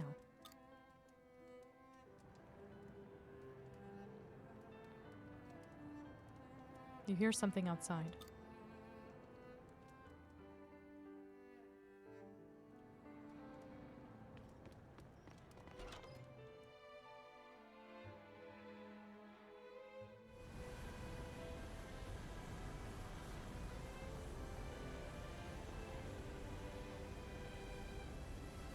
Are you sure you want to do this alone? Yes. Arya!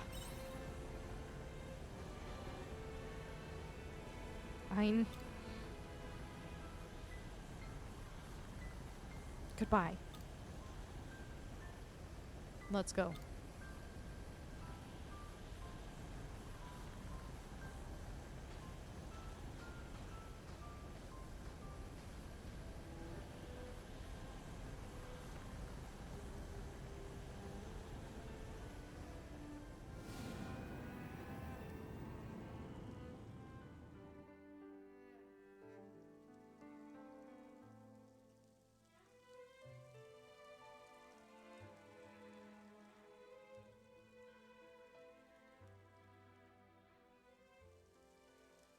Arya left. Try talking to your friends in the Castle of Illusion.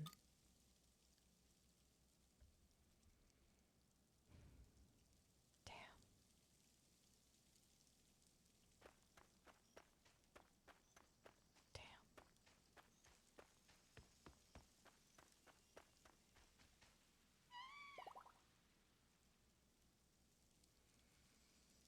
Well,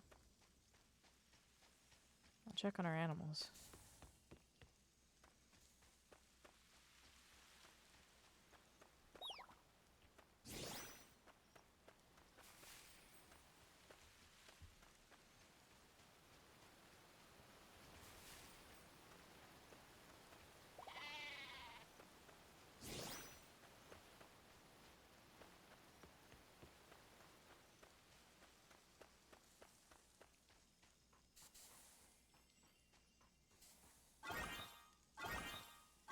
It feels weird to be doing chores right now, but Quietus is literally tomorrow.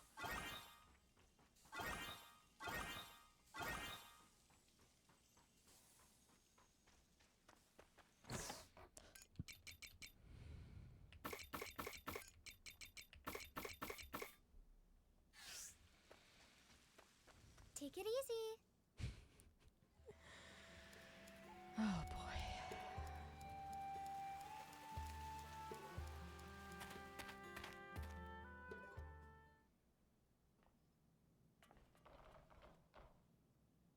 Ein. What's happening with Arya? She's going with Geist. Oh no. This isn't right. Shrika. Arya's trying to take on everything by herself, isn't she? I know because I can be like her too, sometimes. Driving yourself into a corner. Then, before you know it, there's no way out again. I used to be like that too. When I lost Tiela, I closed myself off from everyone and got stuck, wallowing in my own misery. But Arya's words helped me out of it. Her encouragement has helped out all of us here at some point. That's what people do. This time is different. She has the power to have us all wiped out. That's...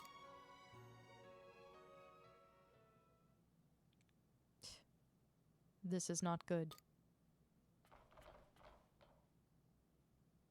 What is it?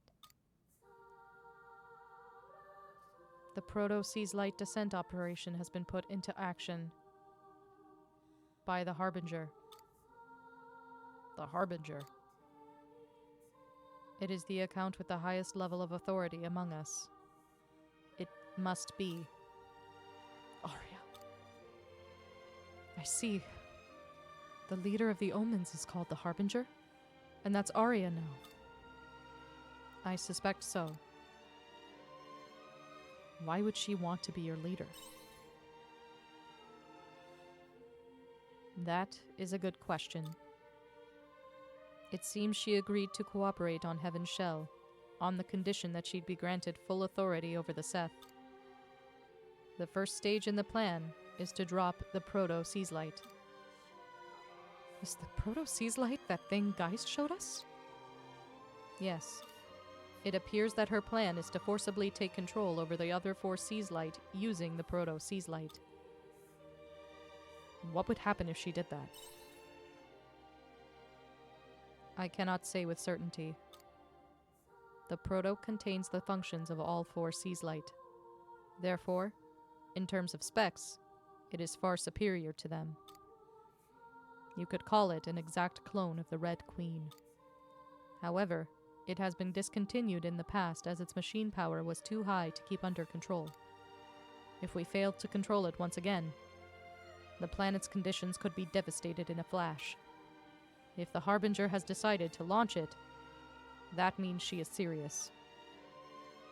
Oh no. What's more, the landing location has not been decided yet. But if it were to land near the city... I see what you're saying. The only way we'll survive is if we can stop this descent operation. Why would Arya do such a thing? We don't have the time to think about that now. Let's stop the descent from happening first. All right. Let's talk face to face with Arya and find out what she's thinking. But what about you, Dianthus? If she has complete power over you all.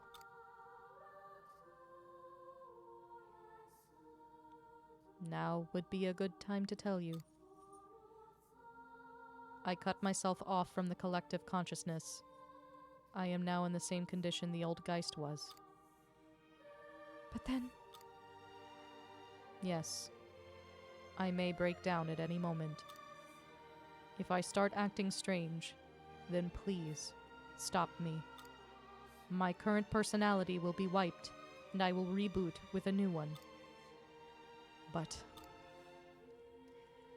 hopefully it won't come to that. I will take measures to avoid it. Now then, let's go up to the Cradle.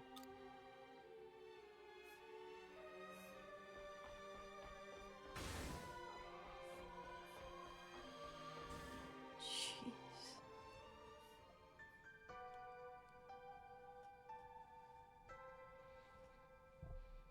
This is the Space Elevator Virgilius control system. Please choose your destination.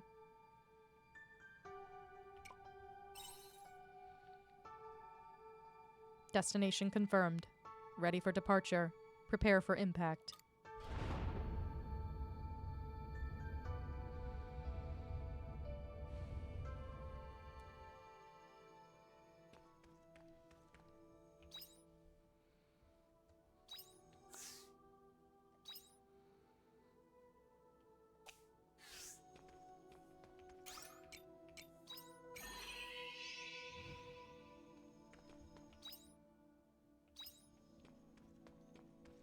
House of Wisdom. Have we been through here before?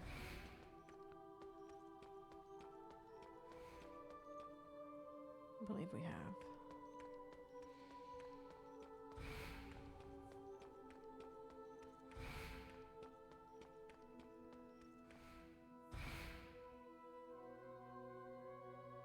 Beatrice's Lullaby.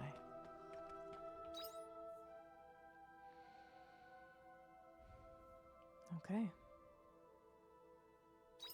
Nope, that's the next dungeon. You activated the Beatrice's Lullaby modus monolite. Alright. Only one thing for it.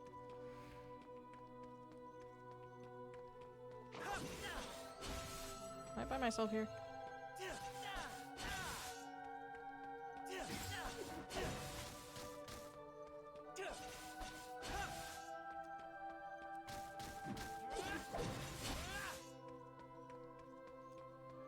There's somewhere else I'm meant to be going.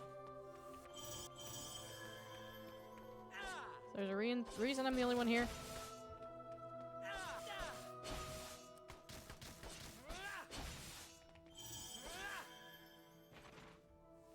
I'm actually gonna check.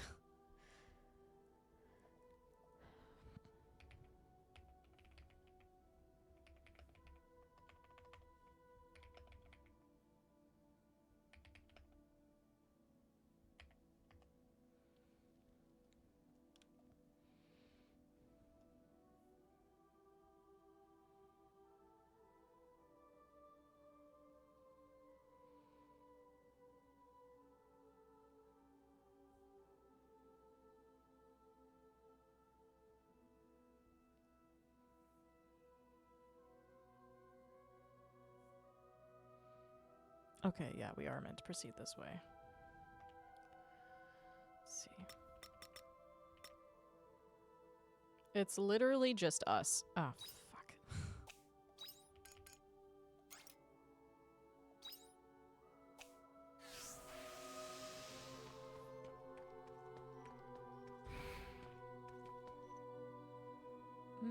But what if no?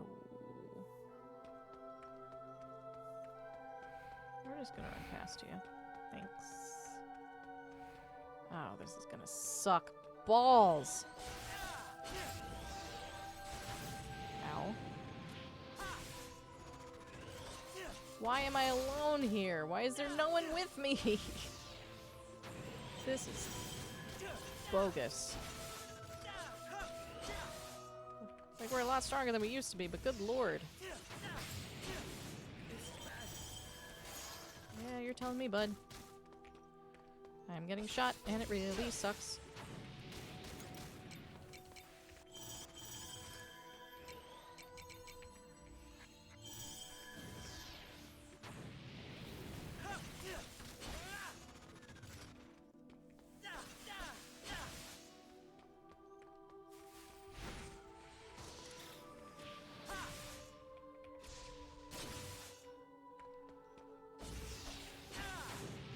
Suck major dick. Nope. Can't do that.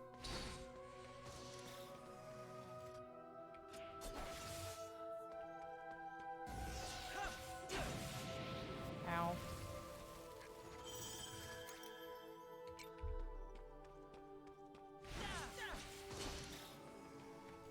Thank goodness that missed. Because I would have been absolutely dicked otherwise.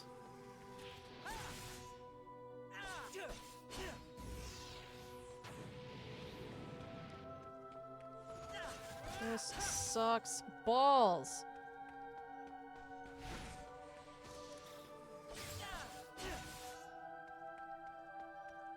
Come on.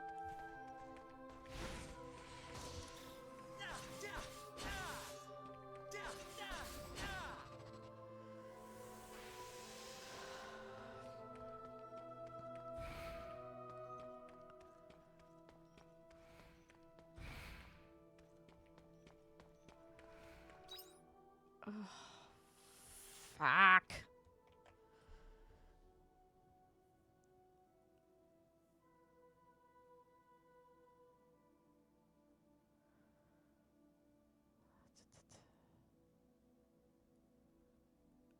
Why do I have no one in my party with me right now?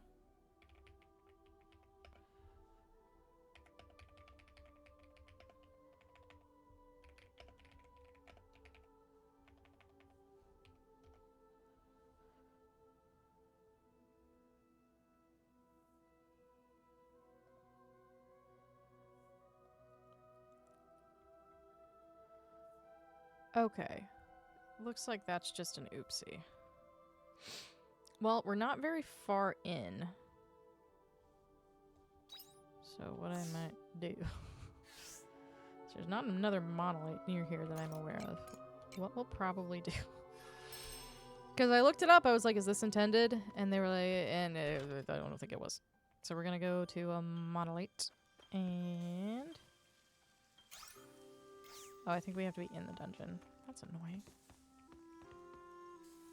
Go to a save point and get them back in your party. Okay. Okay, let's do that. Take it easy.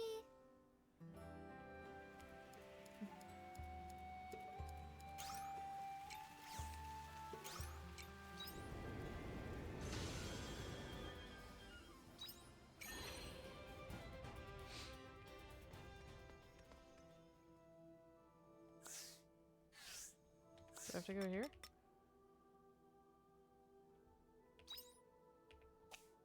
How do I...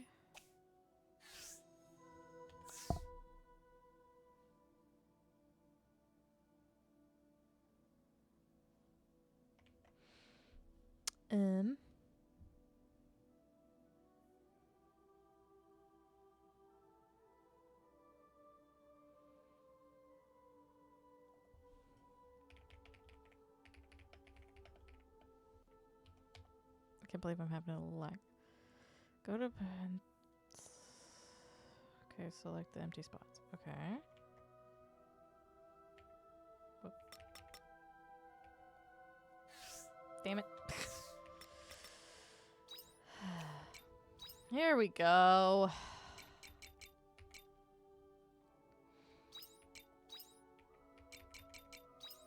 Okay, let's get our friends back. Because that's gonna make life 1,000,000% easier. That's so weird that it would just kick people out of your party. Okay, well. Oh, well, good news, I guess. I don't have to deal with that, because I didn't want to. This is not going to be an easy opponent. That's why we're running. See, I'm big brain.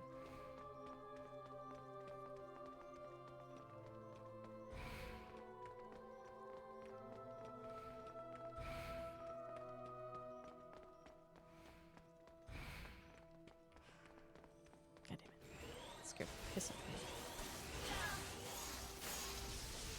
Why are there so many of you?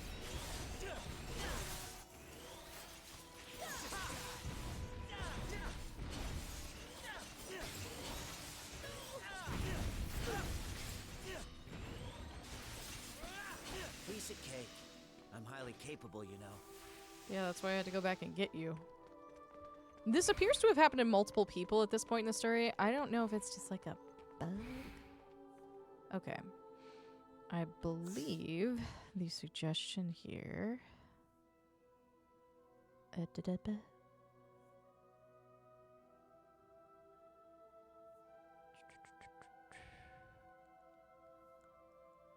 hug the western wall, going behind.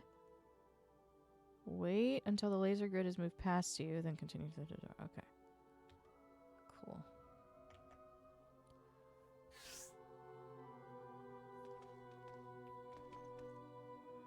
Oh. This one isn't gonna be easy. Yeah, that's why we're doing it this way. That's why we're not antagonizing the enemy. We're just using it as a barrier.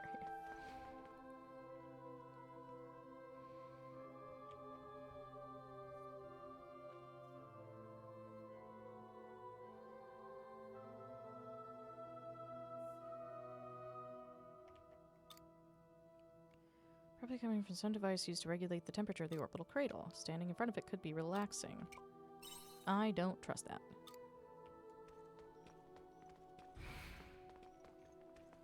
Oh god. What if you just like didn't? I'm realizing this is set on a return bell and not healing item, and that could be a problem. Whoa! Okay, let's fix that. Piece of cake. I'm highly capable, you know.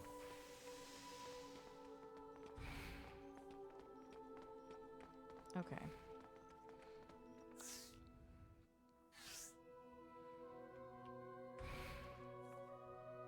Lasers. Ooh. Okay. Just jump it when it comes back. This one isn't gonna be easy. That's why we're running past it. Incredible how that works. When you just run away. Ah, fuck. What if I don't want to deal with you? I hope you're prepared. Your judgment day has come.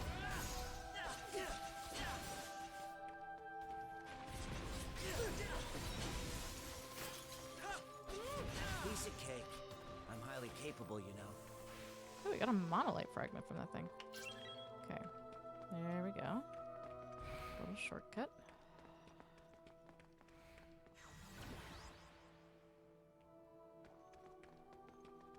Okay, what's lurking in here?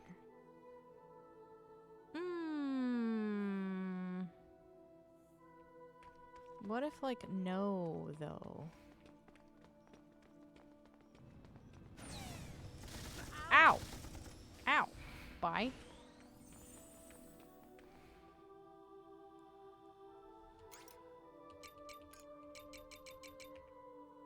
owe you one. Okay. So they're just moving like that.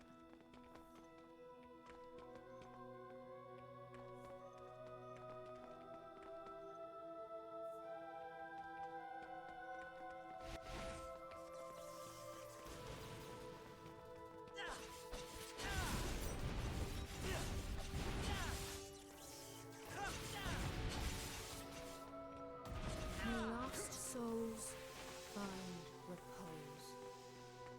Here we go. Fuck me gently with a chainsaw. Oh god, you have a support type? Fuck you. Piece of cake. I'm highly capable, you know. Okay.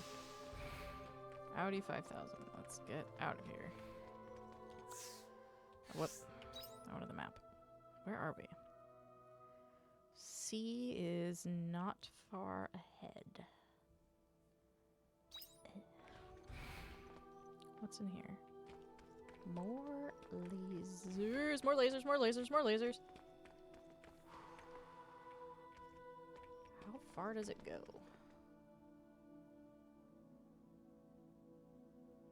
Okay. Yoink. Yoink. I don't even care about that spot over there. We're just running. We're just going. Ah, two of these. I hate these things. Let's get this over. They're so tanky. Ow.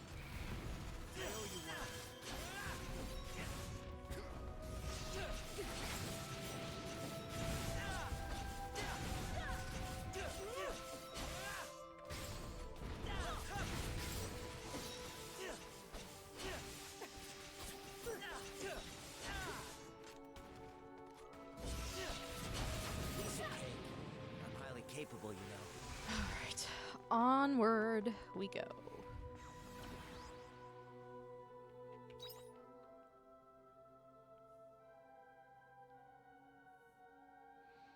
Okay.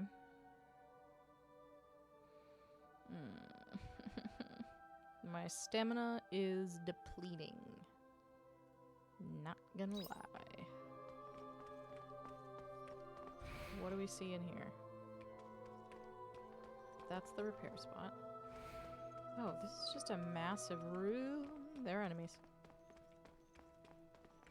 I hope you're Get the get the support type first. Cause fuck you is why.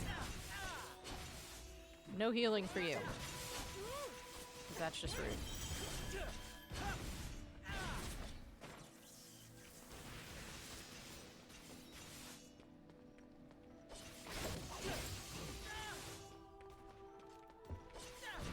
Come on.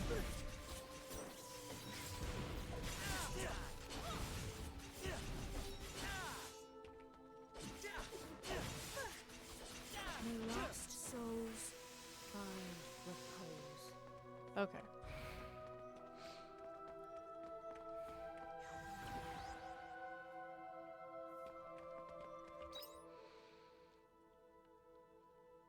Okay. We go around here to get to E. Okay. There are enemies here.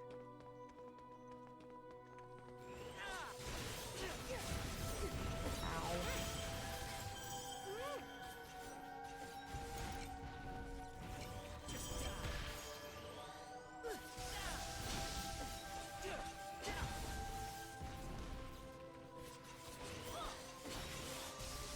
Ow.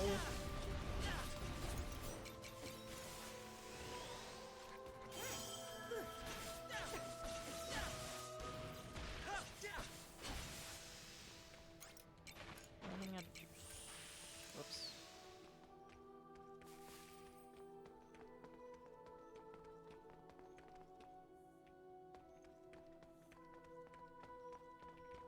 Please store.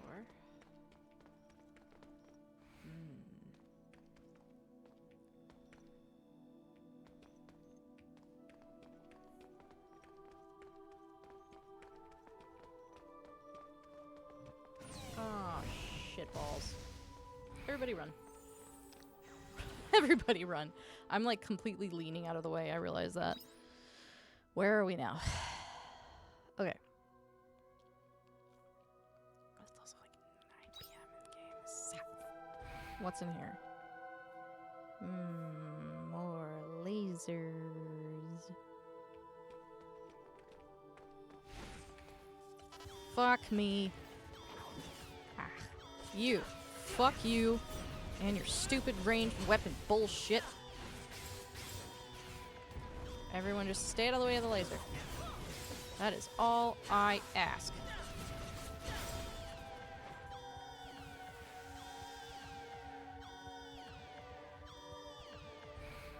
Okay.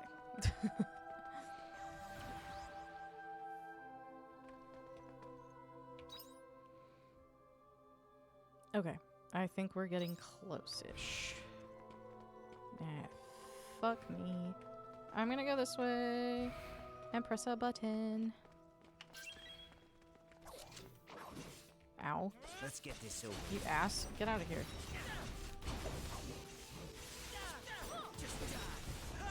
Piece of cake. I'm highly capable, you know.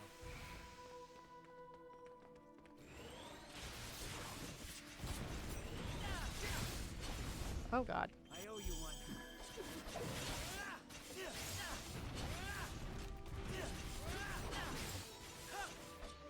Okay. Nice. We're getting there, we're getting there, we're getting there. Okay. Sick. We just need to make it through. Whatever's in here. Ugh. Nope. No support types.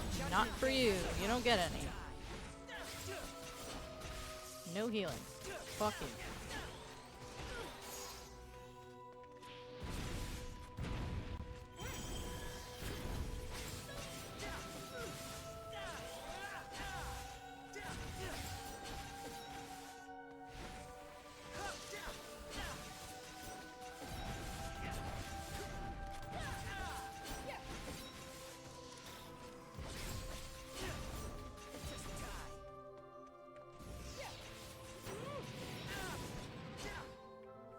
Cool. Item. Monolith fragment. Here we go. Footsteps of determination.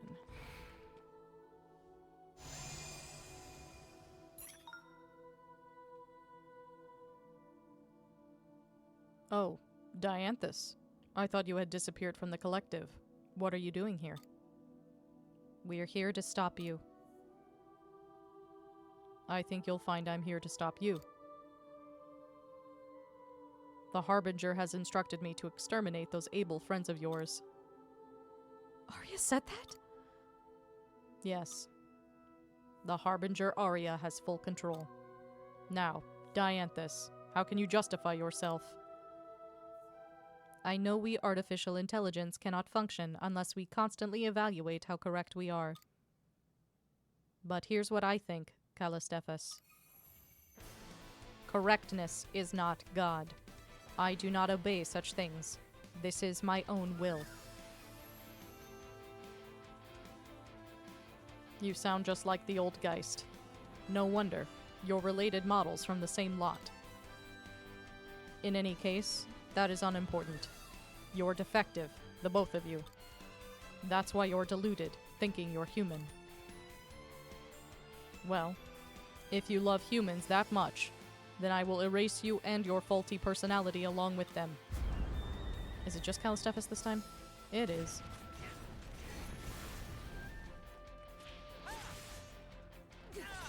Wanna break? I would love to, but I'm trying not to get hit with whatever the fuck he's doing.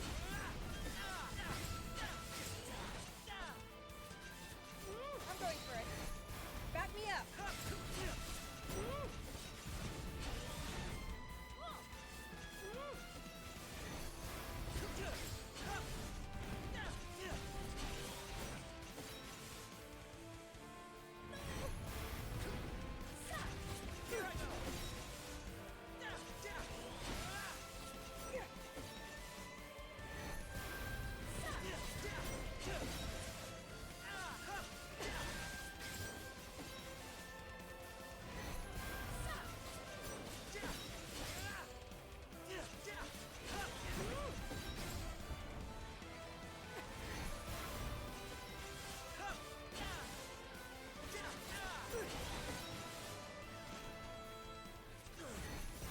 Ow. I owe you one.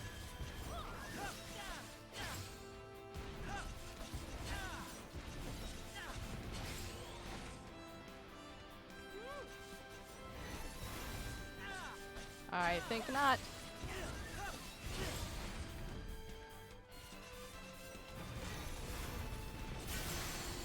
Sick.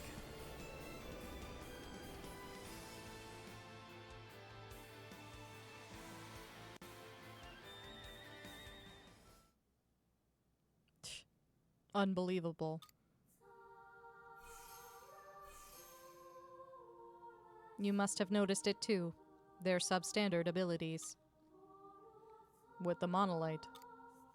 I was opposed to that from the beginning. How could we hand it over to the Ables when we hadn't finished analyzing it ourselves? But that's exactly what opens up more possibilities. When the humans of the past realized the limits of their intellect, they trusted their will and intuition. And in doing so, they were able to make dreams into a reality. And now you're saying it's our turn to do that. I don't know, Dianthus. I don't know. What is this noise in my logic circuitry? I don't know either. But I think that might be the only organ that we have to change reality with. I believe in it when it whispers to me. Believe. You are such a human.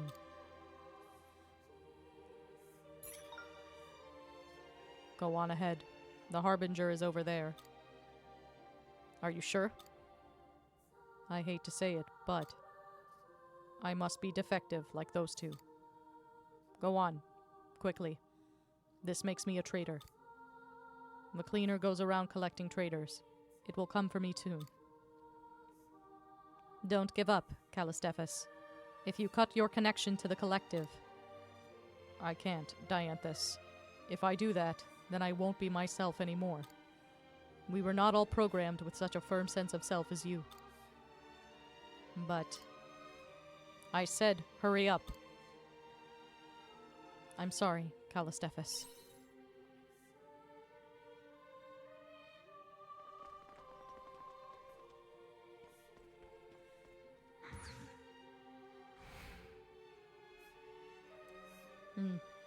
Maybe playing human is not all that bad.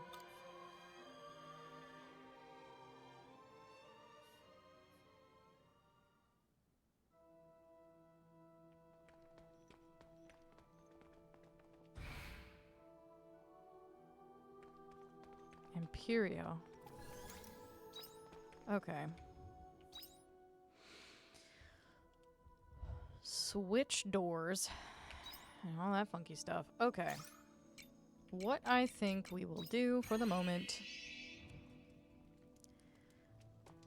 I think we will call it here for the night.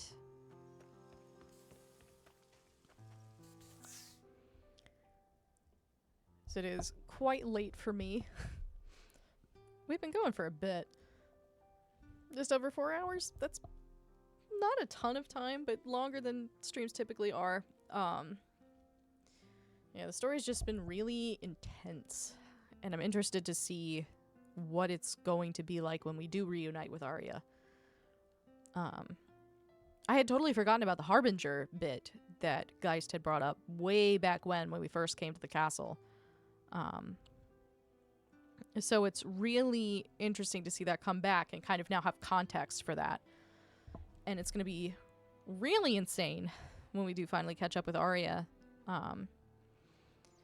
So I'm looking forward to just seeing what happens next.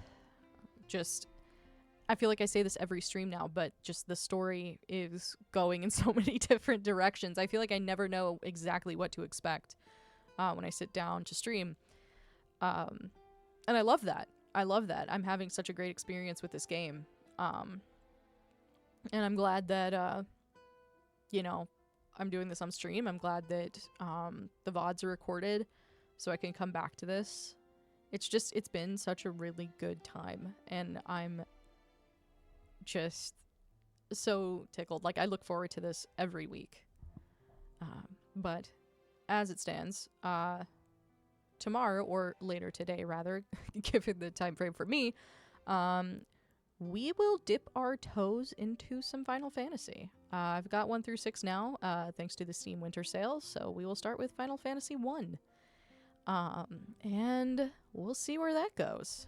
I'm really excited. Final Fantasy is one of those, like, it's one of those series that has just always existed on the periphery for me, but I never had the chance to get into it, and I think starting from the very beginning and just going all the way through is going to be such a fun experience. So I am super looking forward to that. But for now, it's bedtime for me. So we'll leave it here, and we'll be back with some Final Fantasy tomorrow.